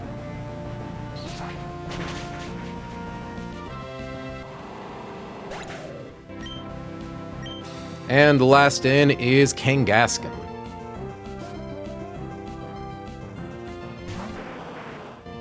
This is a fight where Sly got 6 KOs. Kangaskhan is going to go for Fake Out into Levi. I don't want to risk any bullshit, so I'm just going to swap Levi to Talon. Because Sly one-hit KOs with close combat.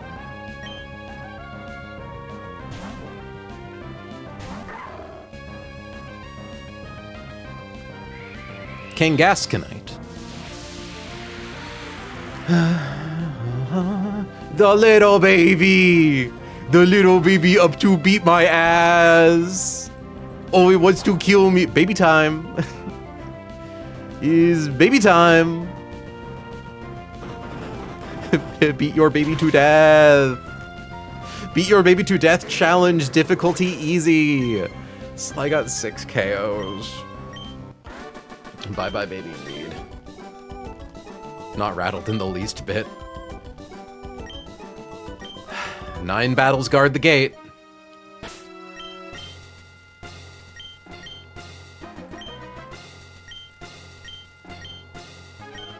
Sneasler is fair and balanced.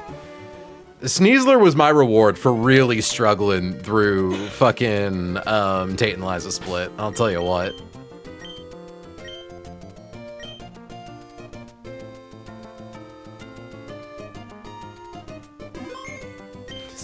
KOs. Which is not the KO record in a single fight, mind you. Let us not forget that Garchomp got 7 KOs in one battle before.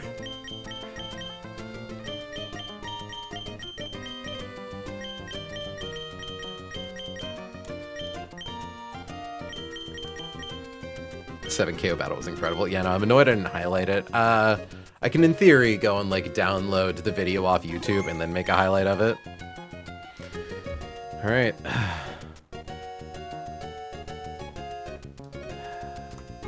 We're making progress. Cool Trainer Samuel. Opens Scolipede. Oh, that's right. This fight was a bitch to cook. And was made a lot nicer through the power of Mega Slowbro. Newt, welcome to stream. Hey, boss.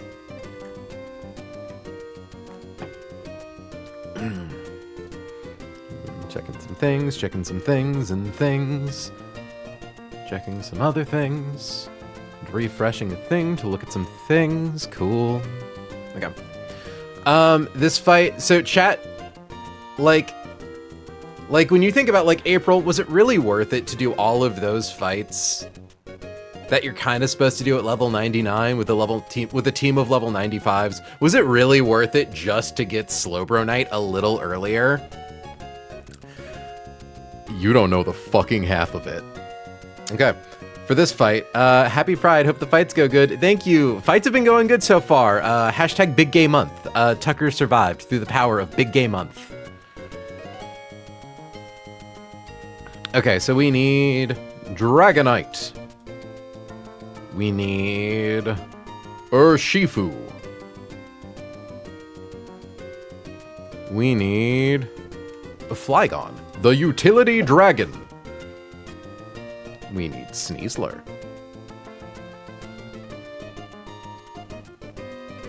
Miss the Slur. Where are you, Miss the Slur? We need Slowbro. We need Mega Slowbro. And we need Lucario! Okay. There's enough of that bit.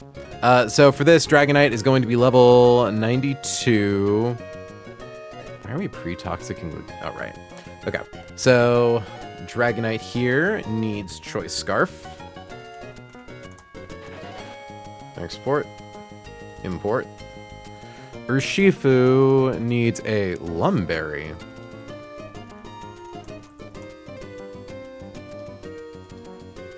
Flygon needs no held item. Sneasler needs no held item. Slowbro needs Slowbronite.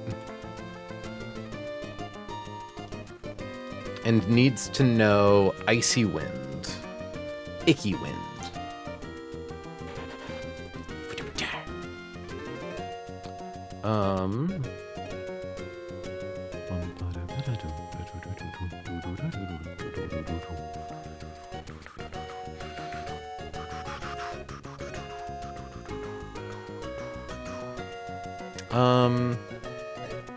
Give Lucario Choice Scarf. And then for moves, we need to teach Urshifu Thunder Punch, which it already knows. We need to make sure that Dragonite does not know Thunder Punch. Which is funny. So, and then Sneasler needs to know Ice Punch. Wait, why does Sneasler need Ice Punch for this? Right, stop Garchomp from coming in.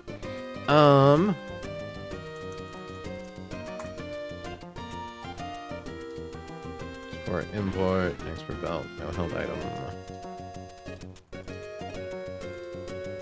Good, you do threaten the KO.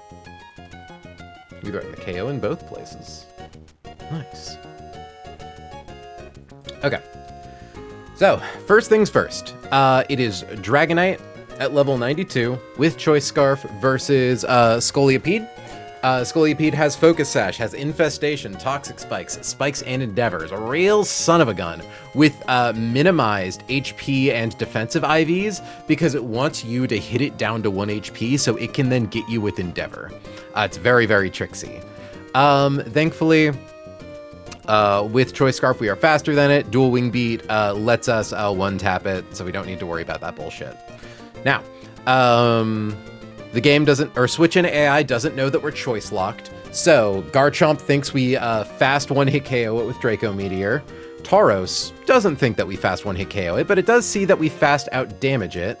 Gyarados sees a KO on us with Ice Fang, but it would think that we could fast KO it if we had Thunder Punch. So we want to make sure we get Gyarados in.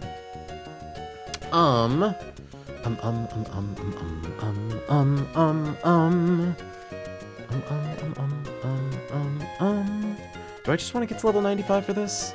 I think I just want to get to level 95 for this. Well, no, I could pre-damage.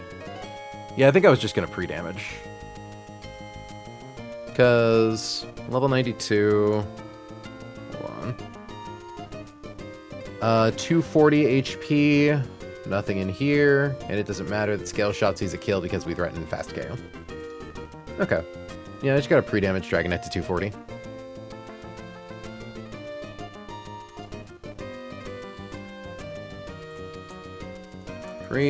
Damage, drag to 240 HP. This is just to prevent Gyarados from clicking Dragon Dance for obvious reasons. We don't like it when Gyarados clicks Dragon Dance. So, yeah, we outspeed Blaziken and we outspeed Electros. So the first thing on their team that sees a slow kill on us that we don't threaten a KO on is Gyarados for Ice Fang. So we hard swap to Urshifu, who has a Lumberry, just in case we get frozen. And we one-hit KO with Thunder Punch on the Crackback. Assuming we take critical hit, max roll, Ice Fang, that is 317 minus 46, comes out to 271. Against Garchomp, that does not show a KO to Earthquake. Against Tauros, that does not show a KO to Zen Headbutt. Against Electros, that does show a KO to Discharge and only Discharge. and we outspeed regular Blaziken, and we threaten a KO on it with Surging Strengths. So it's not coming in. So Electros is going to come in for Discharge. We are going to swap to Flygon, who obviously does not take damage from Discharge. Flygon only baits knockoff, which is nice. We are going to click Draco Meteor to do at least 76 damage. So 292 minus 76 brings it to 216. We take a knockoff. We then hit it again with another Draco, or not with another Draco Meteor. We then click U-turn, I believe. Do we U-turn? Hold on. U-turn to Snee, yeah. So we click U-turn, doing 48 damage. It's going to go for another knockoff. Sneasler comes in on a knockoff for like 42 damage or something. Either way, it has at most 168 HP, and we are about to do 187 damage with no held item close combat. Now, Sneasler comes in, takes knockoff. Highest amount of damage here is 272 minus 75. Brings us down to 197. But we then KO Electros. We then threaten a fast one-hit KO on Garchomp with Ice Punch. We threaten a fast one-hit KO on Tauros with Close Combat by a single point of speed. We don't threaten a fast KO on Blaziken, so it's just going to come in, because it's like, well, fuck it. It even sees a kill on us with Flare Blitz. So what we are going to do is we are going to... The important thing is that we threaten it with a fast two-hit KO. It doesn't know that it's about to get Speed Boost. And it should always see a kill with Flare Blitz, so I believe it's physically impossible for it to go for Swords Dance. We are going to swap to Slowbro, who always lives critical hit, max roll, Flare Blitz plus burn. We then threaten a one-hit... Oh, wait, hold on. Yeah, we always live critical hit, max roll, Flare Blitz plus burn. Yeah, it's just an extra 10%. And then at that point, we Mega Evolve, and we heal ourselves up to full. We cannot be crit, very important. So, and we always threaten a KO with Future Sight, so we just get to heal. So we're going to click Slack Off once to get our HP up a little. Then we're going to set up Future Sight, and then we're going to click Slack Off, and we're just going to keep doing that until it goes down to a Future Sight. We do not have Surf. We have Icy Wind. Export. Import. We show a slow out damage to Tauros, and we show a slow out damage to Garchomp. So they're just going to send Garchomp in next. Garchomp hits the field. We should have full HP minus 1 tick of burn damage when Garchomp comes in. It's probably going to go for Stealth Rocks, but it's not guaranteed. We're going to click our first Icy Wind. Or are we? No, we're going to click our first Psychic. No, we are just killing this with Future Sight. Okay. Yeah, that's fine. Yeah, so we're going to click Icy Wind. We're going to heal back up to full HP. We're going to click Future Sight. If Icy Wind kills on turn 1, that's fine, because it means the lowest HP we can be at is 50%, which is above 39. We need to be above 30%, basically. So we click Icy Wind. It maybe sets up Stealth Rocks. We set up Future Sight. We slack off until it goes down. Our HP is at full. Functionally, minus 1 tick of burn. Tauros comes in. We could potentially beat it with Future Sight, but I just didn't want to have to risk, like, oh, what if we get unlucky in situations with, like, Throat Chop and stuff. So, it's going to come in. It's going to go for its highest damaging move, which is Throat Chop, which is a free swap into Lucario. Throat Chop plus Stealth Rocks damage, plus 1 tick of toxic damage. Why did I want to pre-toxic you? Why did I want to pre-toxic you? What? Oh, yeah, I guess I pre-toxiced in case somehow our HP was so low we baited Body Slam, which I think is, like, virtually impossible. And yeah, swapping it on critical hit, max roll, Zen Headbutt, plus Stealth Rocks, plus Toxic, 1 turn doesn't kill us. Point is, Lucario comes in and with Choice Scarf, outspeeds and KOs with Close Combat. Nice and easy. So chat, this is the first Mega Slowbro cheese of many. Long may she reign.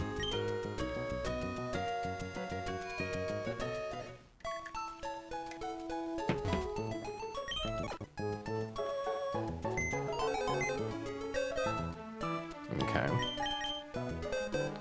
So, we need Dragonite.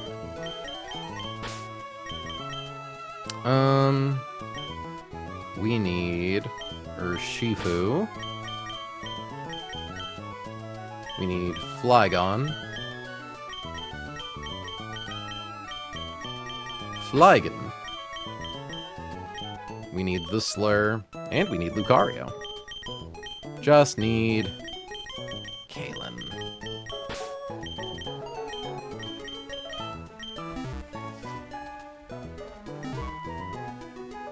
So, first things first, moves. Dragonite, do you currently know Thunder Punch? You do, so we have to get rid of that. So, let's just fly. So we also need to teach Sneasler Ice Punch.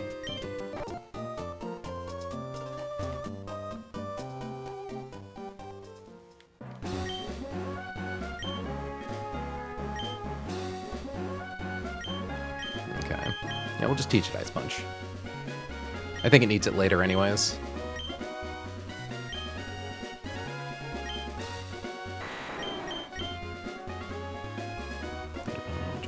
Yeah.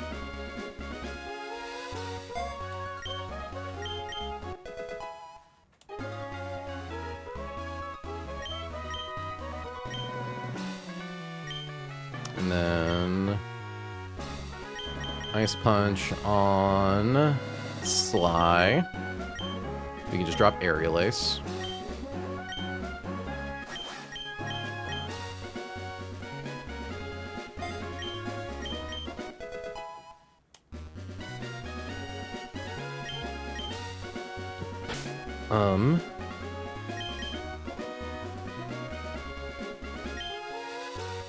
And then Urshifu already has Thunder Punch, confirming.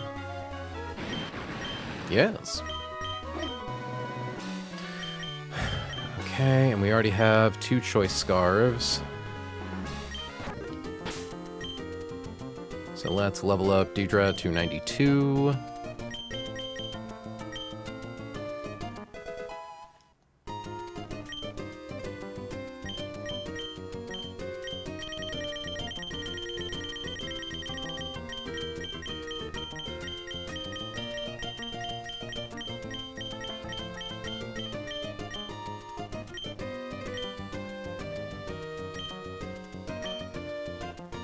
Okay, and then give the other Choice Scarf to Talon.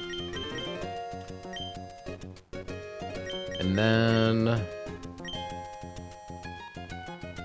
Slowbro.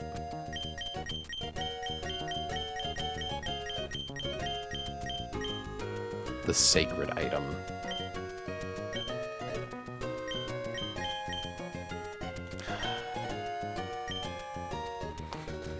So here's the thing, right? We kind of already need to max Kalen's defense stat. Do we just use the scale now? I don't know. I don't think we need it. Yeah, it feels irresponsible for some reason to just rip it now. Oh, and Levi needs a Lumberry. I mean, if you already need to do it for later. Yeah, I guess I'm just worried about, like, what if it fucks up a line where we're planning on taking an amount of damage before we get a KO on something? Or, like, what if we fuck up and accidentally lose Slowbro? Oh, Phoenix, I've calced out Elite Four entirely. I have all 4 of our fights planned out, plus 2 permutations of Wallace. Like, once we get to the gates, we're good to go. I will not be calcing on stream. You all have to deal with the anxiety of watching me do it live. I need Icy Wind. Icy Wind. Do do do do do do do do. Wait. No, Levi. Hold on, we want to give Levi a Lumberry.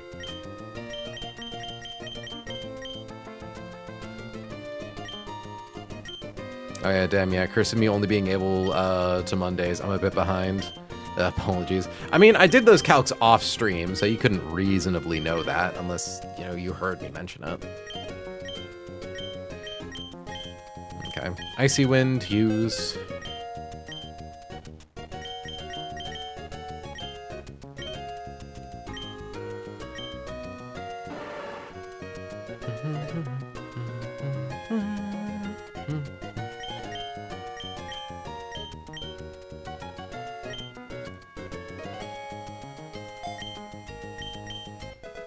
Okay. Now we just gotta do that pre-damage on Dragonite. 92 versus Gyarados. 240. Tools. Scripting. Pre-damage. Slot 1 to 240.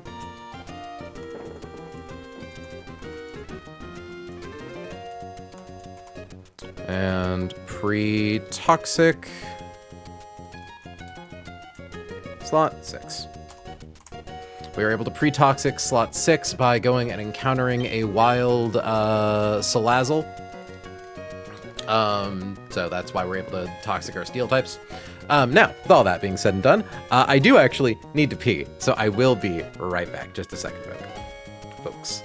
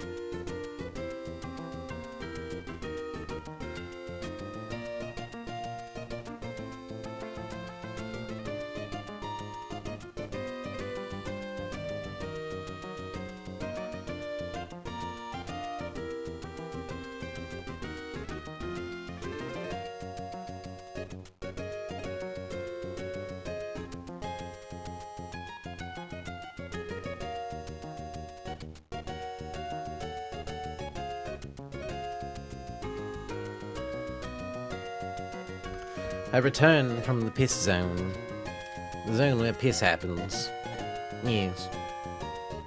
Yes, the piss round. Piss portion, all that. Yes. I don't know why I'm doing that, and I'm sorry that I did it. And I hope you believe me when I say that. Okay. 240, should kill the Ice Fang.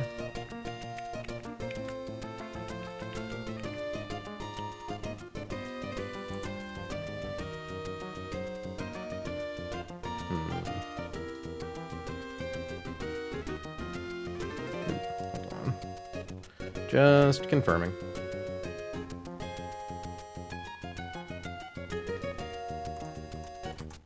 Yeah, Ice Fang is always over Dragon Dance. And confirming, Ice Fang just freezes and flinches. Yep, cool. 92. Yeah, we threaten fast kill with Draco Meteor.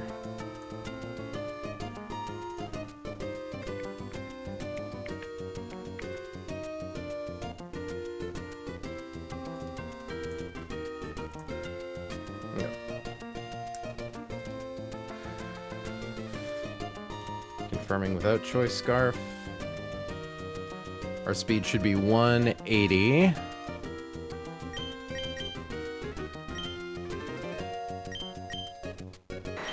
Good. Which means at level 92. Yeah.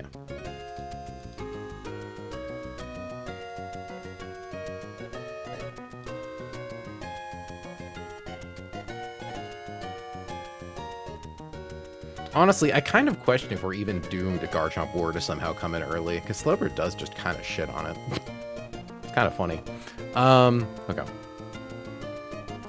Like, it fucks up bait order entirely. But I don't know. Frags recorded up to end of erratic weather? Fuck, that was fast. Cool. How far up the leaderboard has Sneasler gotten?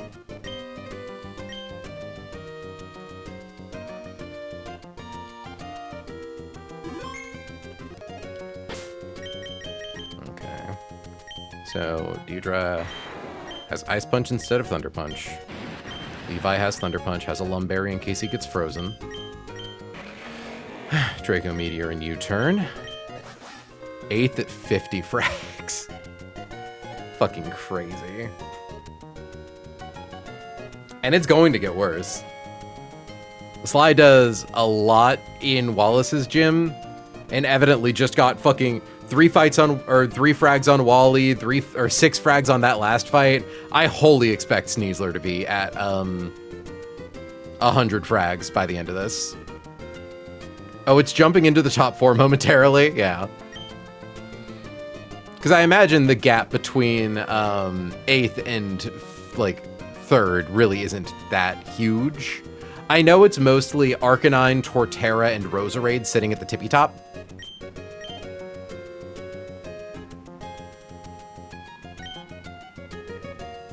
Okay.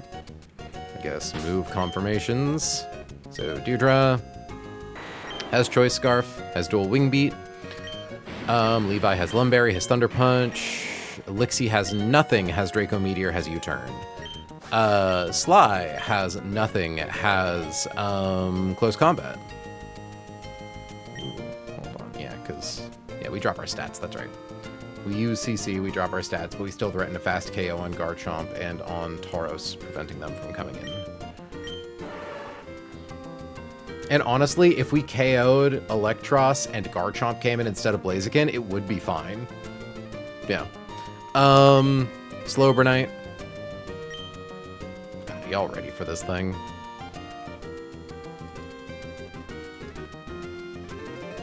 To give you an idea, its defense, which is currently at 250, when it Mega Evolves, jumps to 397.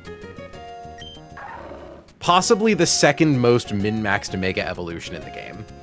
Okay. Lucario with Choice Scarf and Pretox. And this is Trainer Samuel, who is after Diane and Julie.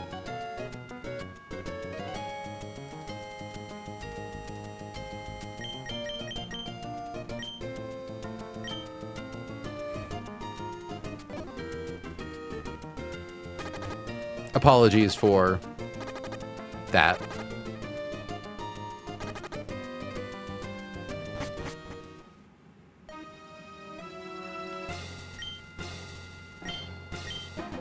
Cool. Victory Road, what are your wild encounter levels? It's like 80. Or like 85. Just gotta make sure I don't bump into anyone. All caps at 85. Cold certainty of math. 92. Cool.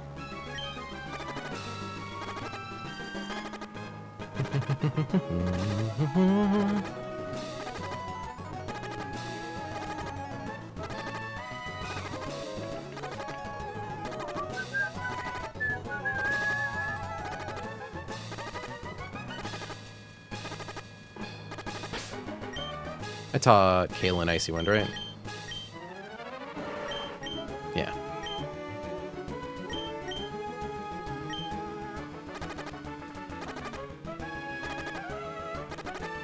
Also, out of curiosity, how much PP does Future Sight have?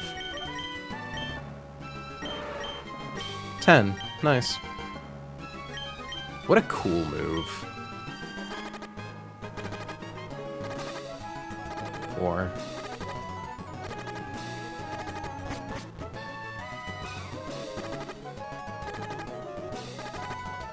5.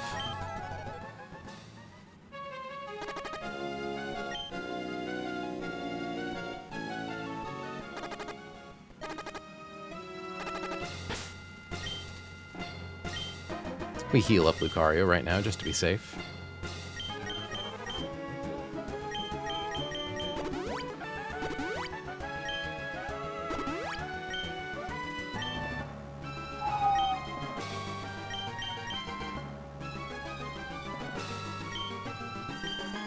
So why are there Dusclopses walking around, by the way?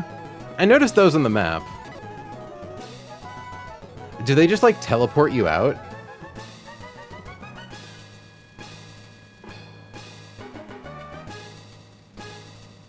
Fun puzzle. Oh, do they push boulders? Oh no, the Dusclops. What about the Dusclops? They teleport you to the beginning of that section? Yeah, that's funny. Okay, so yeah, it's presumably to help you get out, if you forget that you can use the escape rope. We're assuming you... No, because you always get it. It's a mandatory stealth section? That's awesome. That's really funny.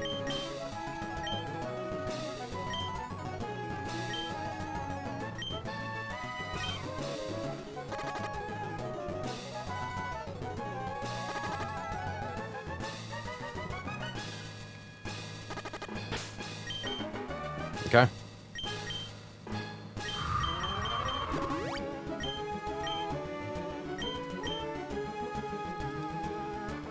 Scarf. 92. Infestation, Toxic Spikes. Endeavor, we're faster than you. It's literally cool and epic. Fun puzzle in the next room is also very fun. Oh yeah, it's an ice room, right? Okay. Final vibe check. Deirdre has the Choice Scarf, knows Dual Wing Beat, does not know Thunder Punch, is pre-damaged to 240 HP. Levi has a Lumberry, knows Thunder Punch, is at full HP. Lixie has no held item, has Draco Meteor, has U-Turn. Sly has no held item, has Close Combat. Kaylin has Slowbro Knight, has Slack Off, has Icy Wind, has Future Sight.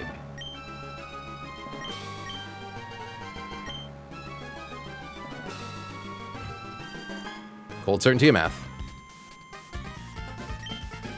I'm getting stage fright. Me too, bud, but we gotta keep pushing.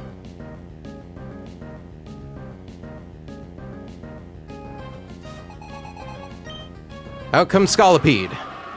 Out comes Deirdre. Scolipede is incredibly fast, but thanks to Choice Scarf, we are just a little faster than it. It wants to set up hazards and then, like, fuck you up with Infestation and Endeavor your HP low. It's just a real son of a gun. Thankfully, we are faster than it, and we are able to get around its Focus Sash through the power of Dual Wing Beat, which does a minimum of 116%.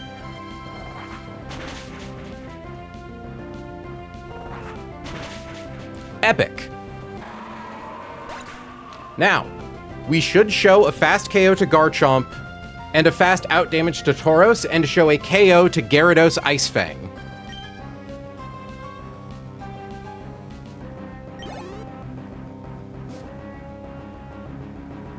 Good. Okay. I have to really quickly approve Die Evil. Okay. Gyarados only sees a KO with Ice Fang, but because it sees a KO with it, it will not click Dragon Dance. We are going to swap to Levi.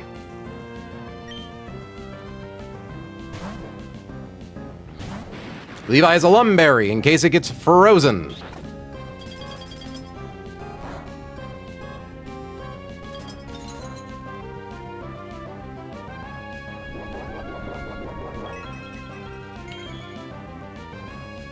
Okay, cool.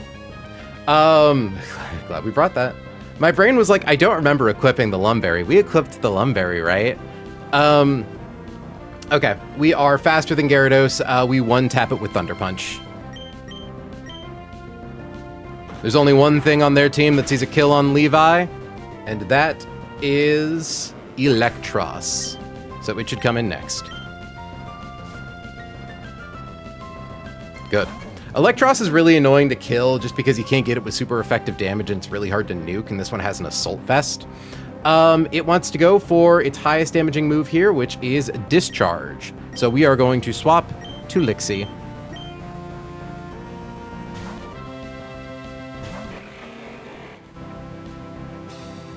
Okay. So like we said, it has an Assault Vest. Even though we're not holding an item, its highest damage move into us is still Knockoff. We are going to do Draco Meteor for like 26 to 31%. We're just trying to get in some chip damage for Sly.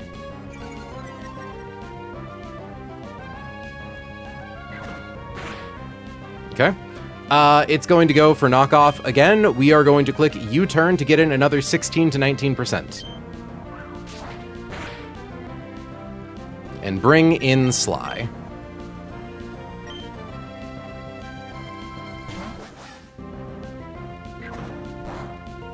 Minimal damage.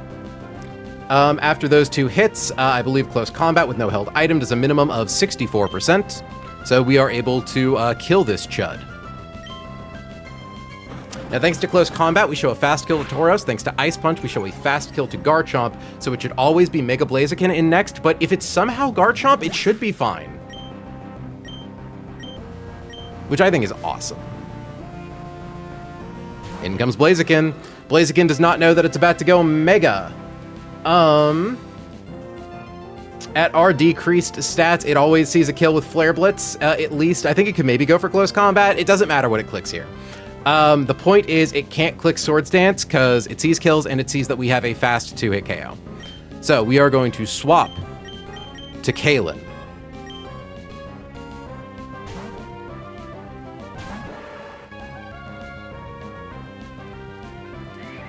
Kalen is the Mega Blaziken killer.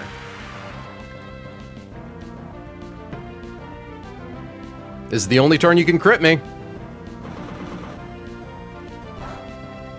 And you did not. Okay, and we didn't get burned. This is good. We would prefer to not get burned, but it should be fine even if we are. So, fights. Mega Evolve. Slack off back to full HP. We threaten a one-hit KO with Future Sight, so it can't click Swords Dance.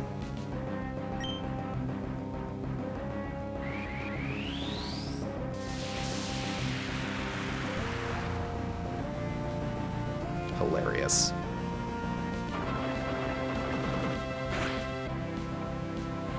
Stone Edge does 19 to 22% to us.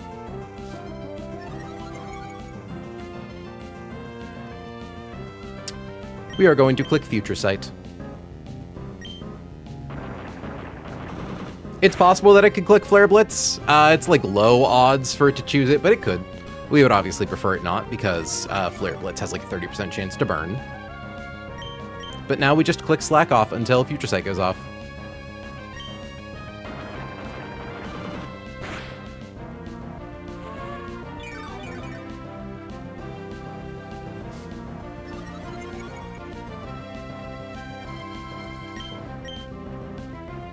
Nice.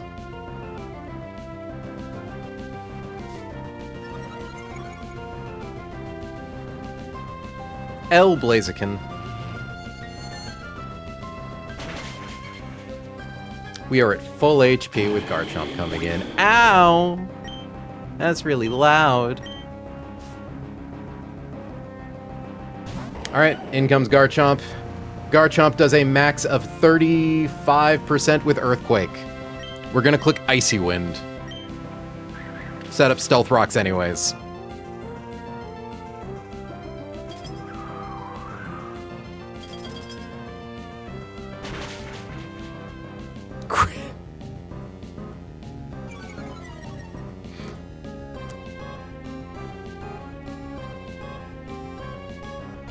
Garchomp has Life Orb, I just realized. Oops. Okay, we don't need Lucario.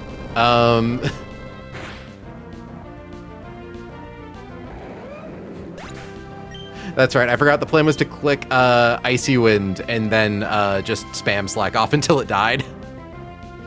Out comes Tauros.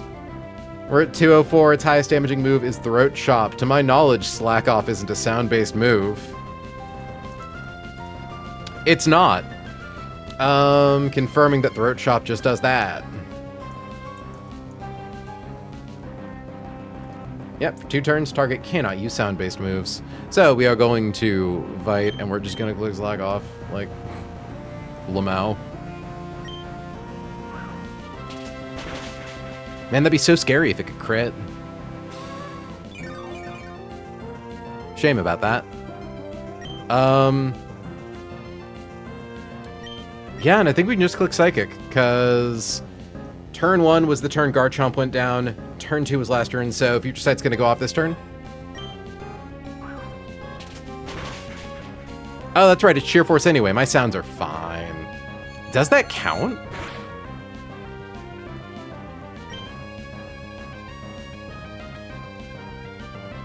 Did Future Sight get canceled because I used it when Garchomp went down? Oh, did it fail? Huh. Thankfully, max roll of Throat Chop is 120. Okay, we're just gonna use Lucario anyways.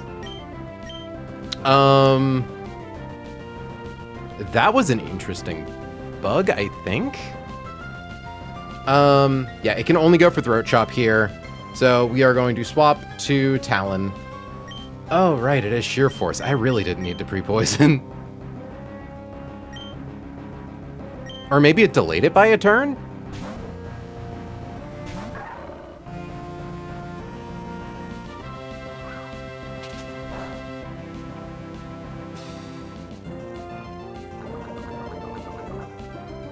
Yeah, it never went off. Just confirming we are in fact holding the Choice Scarf, right? Cool. Well, learned a very important interaction. Thankfully one that will never come up again, because it's incredibly niche. Yeah, we are faster than it. We kill with close combat.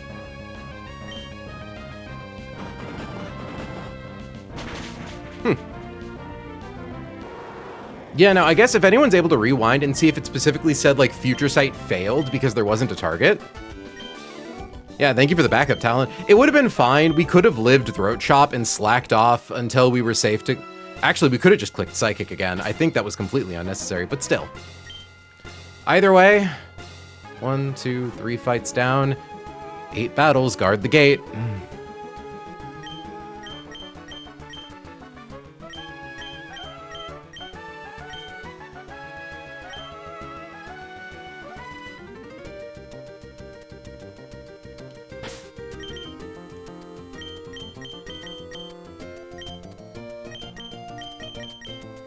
Gotta say though, chat, fucking mega slow bro though, right? Like, shit's crazy.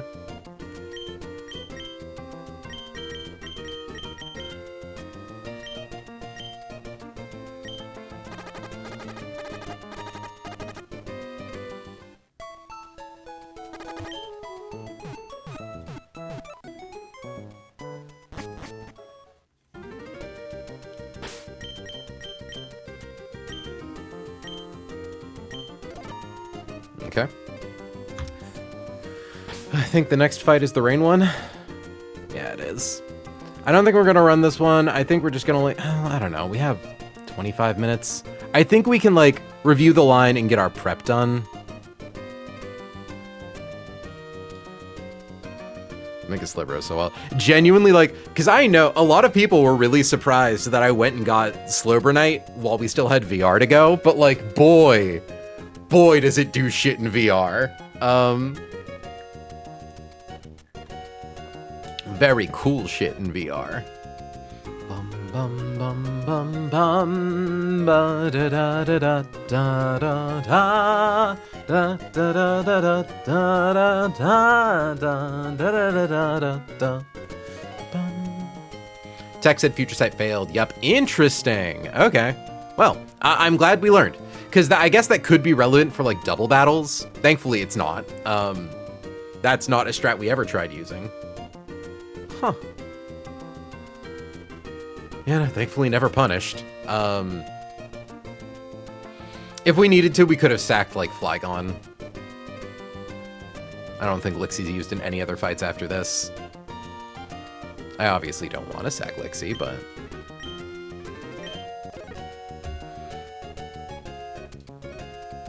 Alright.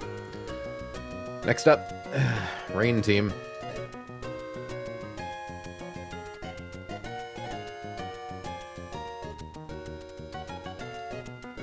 One sec.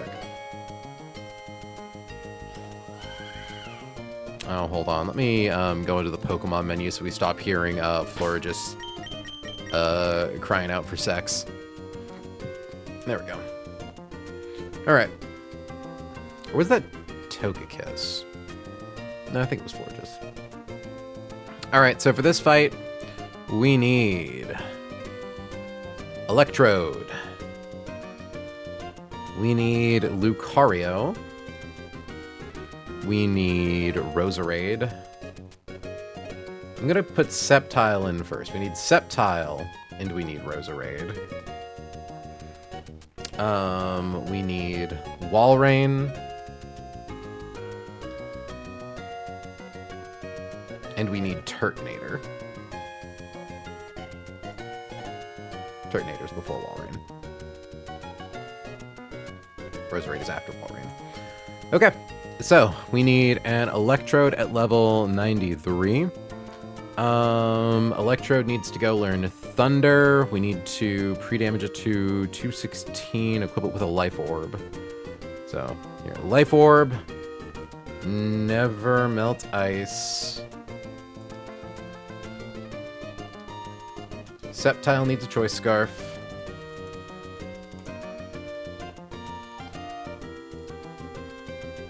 Roserade needs a Choice Scarf.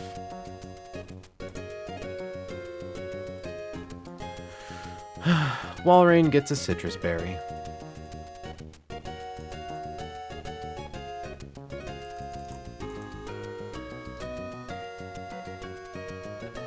It makes me really sad to lose Havara. She's been one of our oldest friends. And equip Turtonator with nothing. Right, because Bug Bite. God, y'all remember that one time we accidentally equipped a Citrus Berry that we didn't need to when fighting a Caesar, and we swapped it on a Bug Bite and it nearly fucked up our range, but we lucked our way through it. It was so long ago. Oh my god.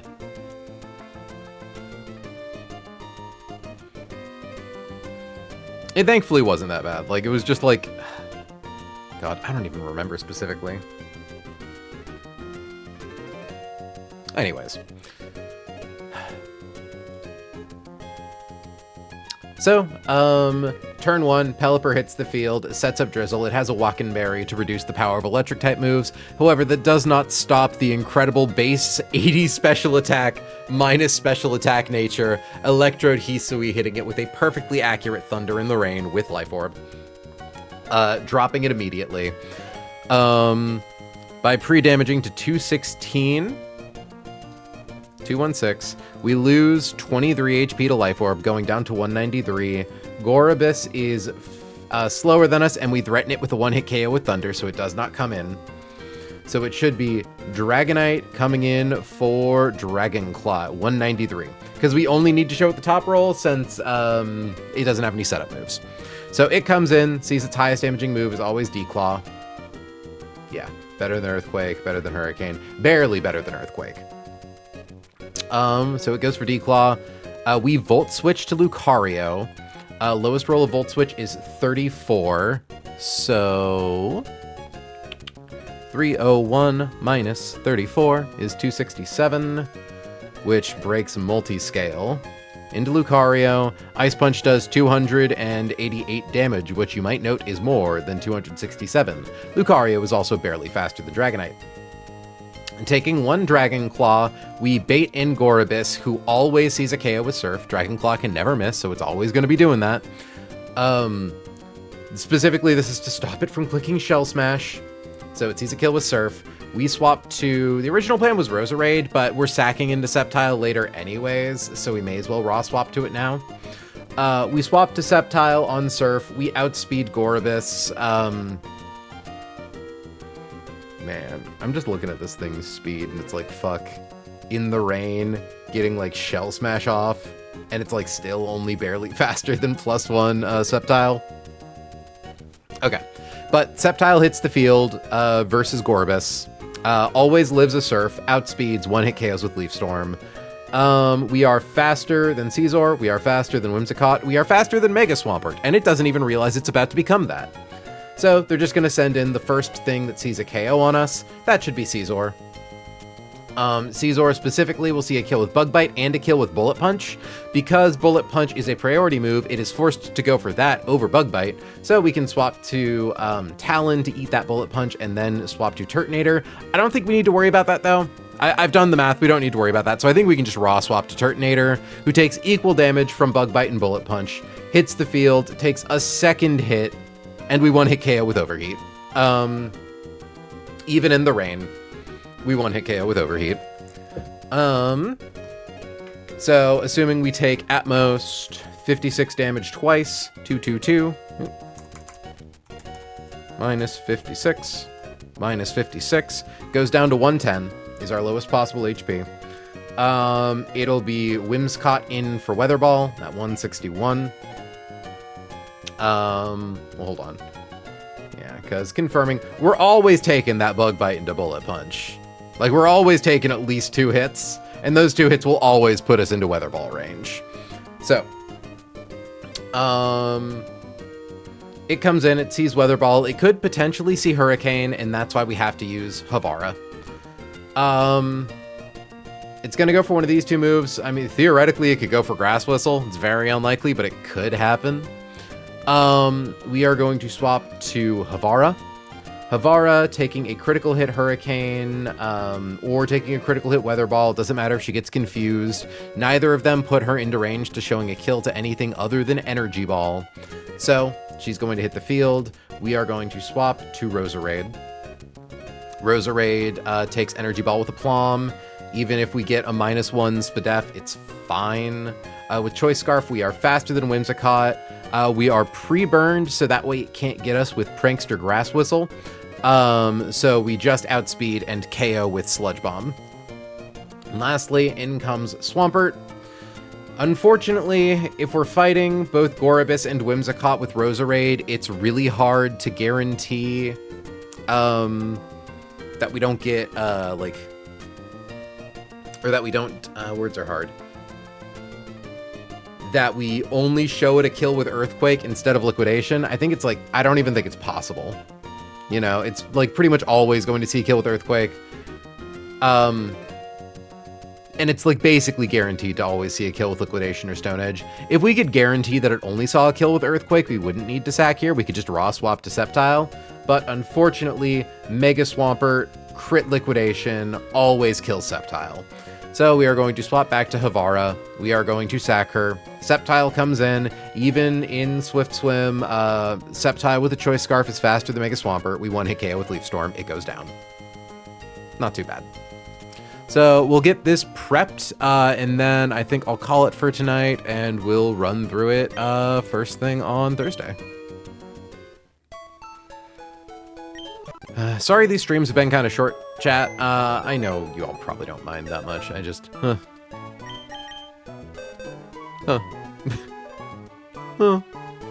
I don't know why I'm making that noise. The anxiety is really intense, and I kind of need to, like, let myself decompress after getting a couple good fights in. Though I am really glad that we've gotten quite a few good fights in. Seppi Weppy, where are you? Sybil, my goat.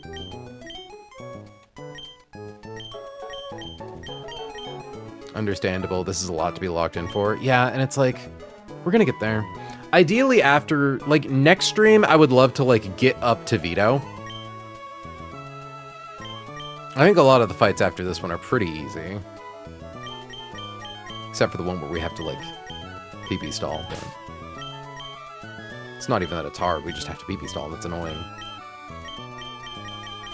Also, I'd like to raid out while we still have a good chunk of people.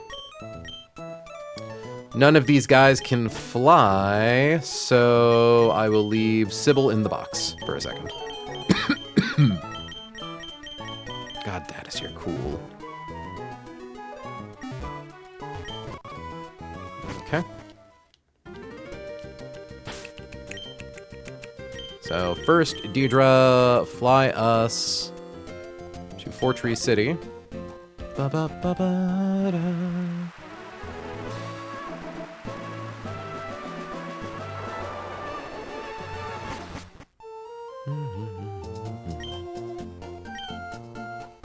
I would like to learn Thunder, please.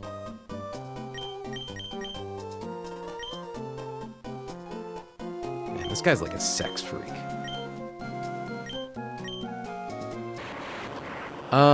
Yeah, I think we dropped Discharge. Never clicked it. Sad.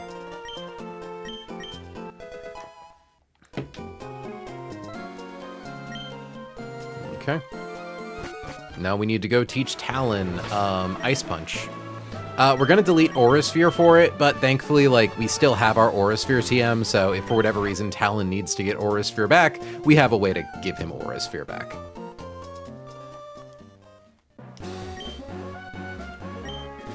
Theoretically, I could drop Meteor Mash, but I like having access to, words are hard. Like, the higher power steel type move. Like, 90's just so much better than the 70 of Smart Strike. Also, we're, like, past the point in the game where Aura Sphere is its most useful. I.e. fighting evil teams.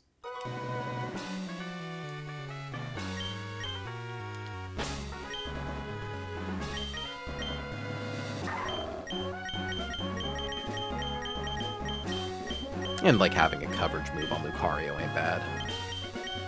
Okay. Those are the only moves we need to teach. We also need 2 Choice Scarfs again, but we already have those.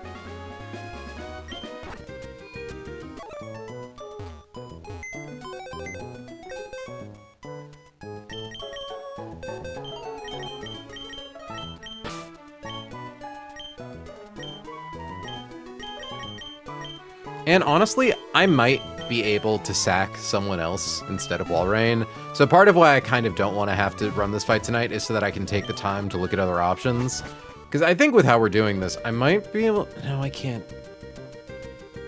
I don't think I can sack Electros instead. I just need a Pokemon that, like, doesn't bait Hurricane and lives Hurricane or, Weather Ball. Alright, so. Endless Candy. My boy, Mr. Kumpf.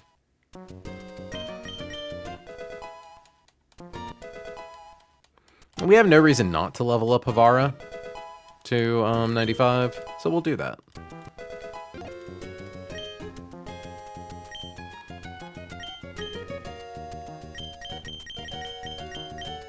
Ileana's... I'm not gonna say Ileana's mad at me about it, but I have noticed there is a, like, disproportionately high number of deaths on the team that are specifically Pokemon named after characters made by my wife. Like, let me... Oh, hello, my wife. You said my name. Because I said Ileana instead of Mintmod? Yeah. I'm sorry. Like, the fuck? You called me what? Nani the fuck? Nani the fuck? Circumfery gets Life Orb. She keeps killing my daughters. I do. Talon gets Never Melt Ice. And Sybil gets nothing.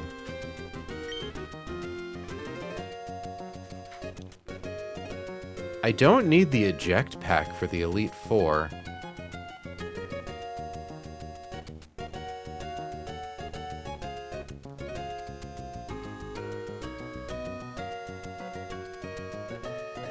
Havara might live. Wait a second. Sybil's killing with Overheat.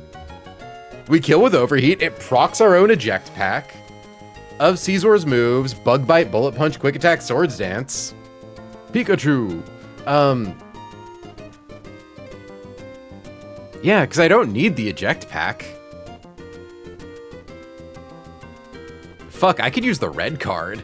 No, I couldn't. It'd be funny. But no, I couldn't. It feels like a waste, but I don't know, to keep a beloved friend alive, that warms my heart.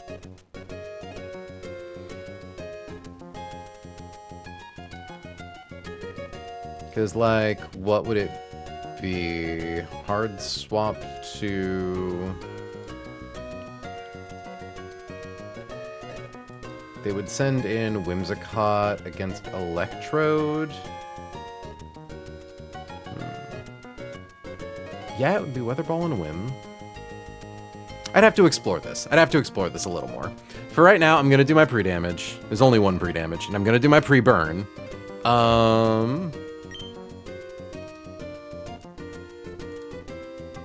Pre-damage. Slot 1. 216. Pre-burn. Slot 6. Do I have you in 6, Roserade? Yes. Cool.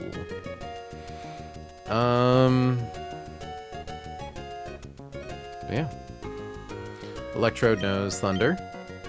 Has Life Orb. I love my cats. I love my cats. I love my cats. I love it when they trip over cables and knock expensive pieces of equipment off the desk. It's fine. It's just my Switch 2 dock. The Switch 2 wasn't even in it. It should be fine. They didn't rip out the fucking power bar. And that's the most important thing. But yeah. Thunder. Ice Punch. Choice Scarf. Leaf Storm. No held item. Overheat. Citrus Berry. Choice Scarf. Nice. Nice.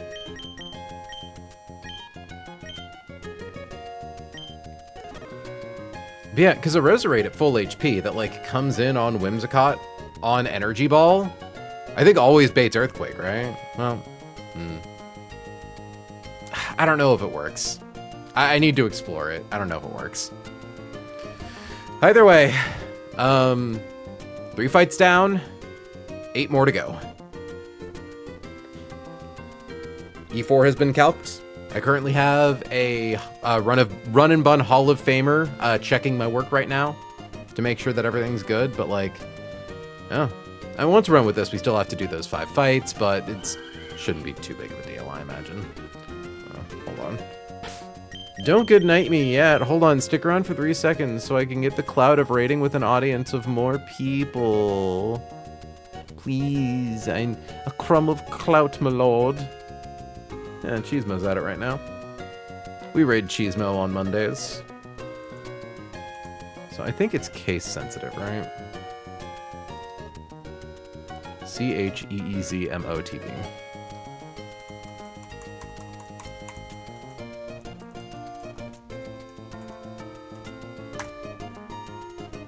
Raid has been created. Cool. Thursday, we pick it back up. We do this fight. We potentially say goodbye to some friends. It's unfortunate. But, like, fuck. We're gonna get there.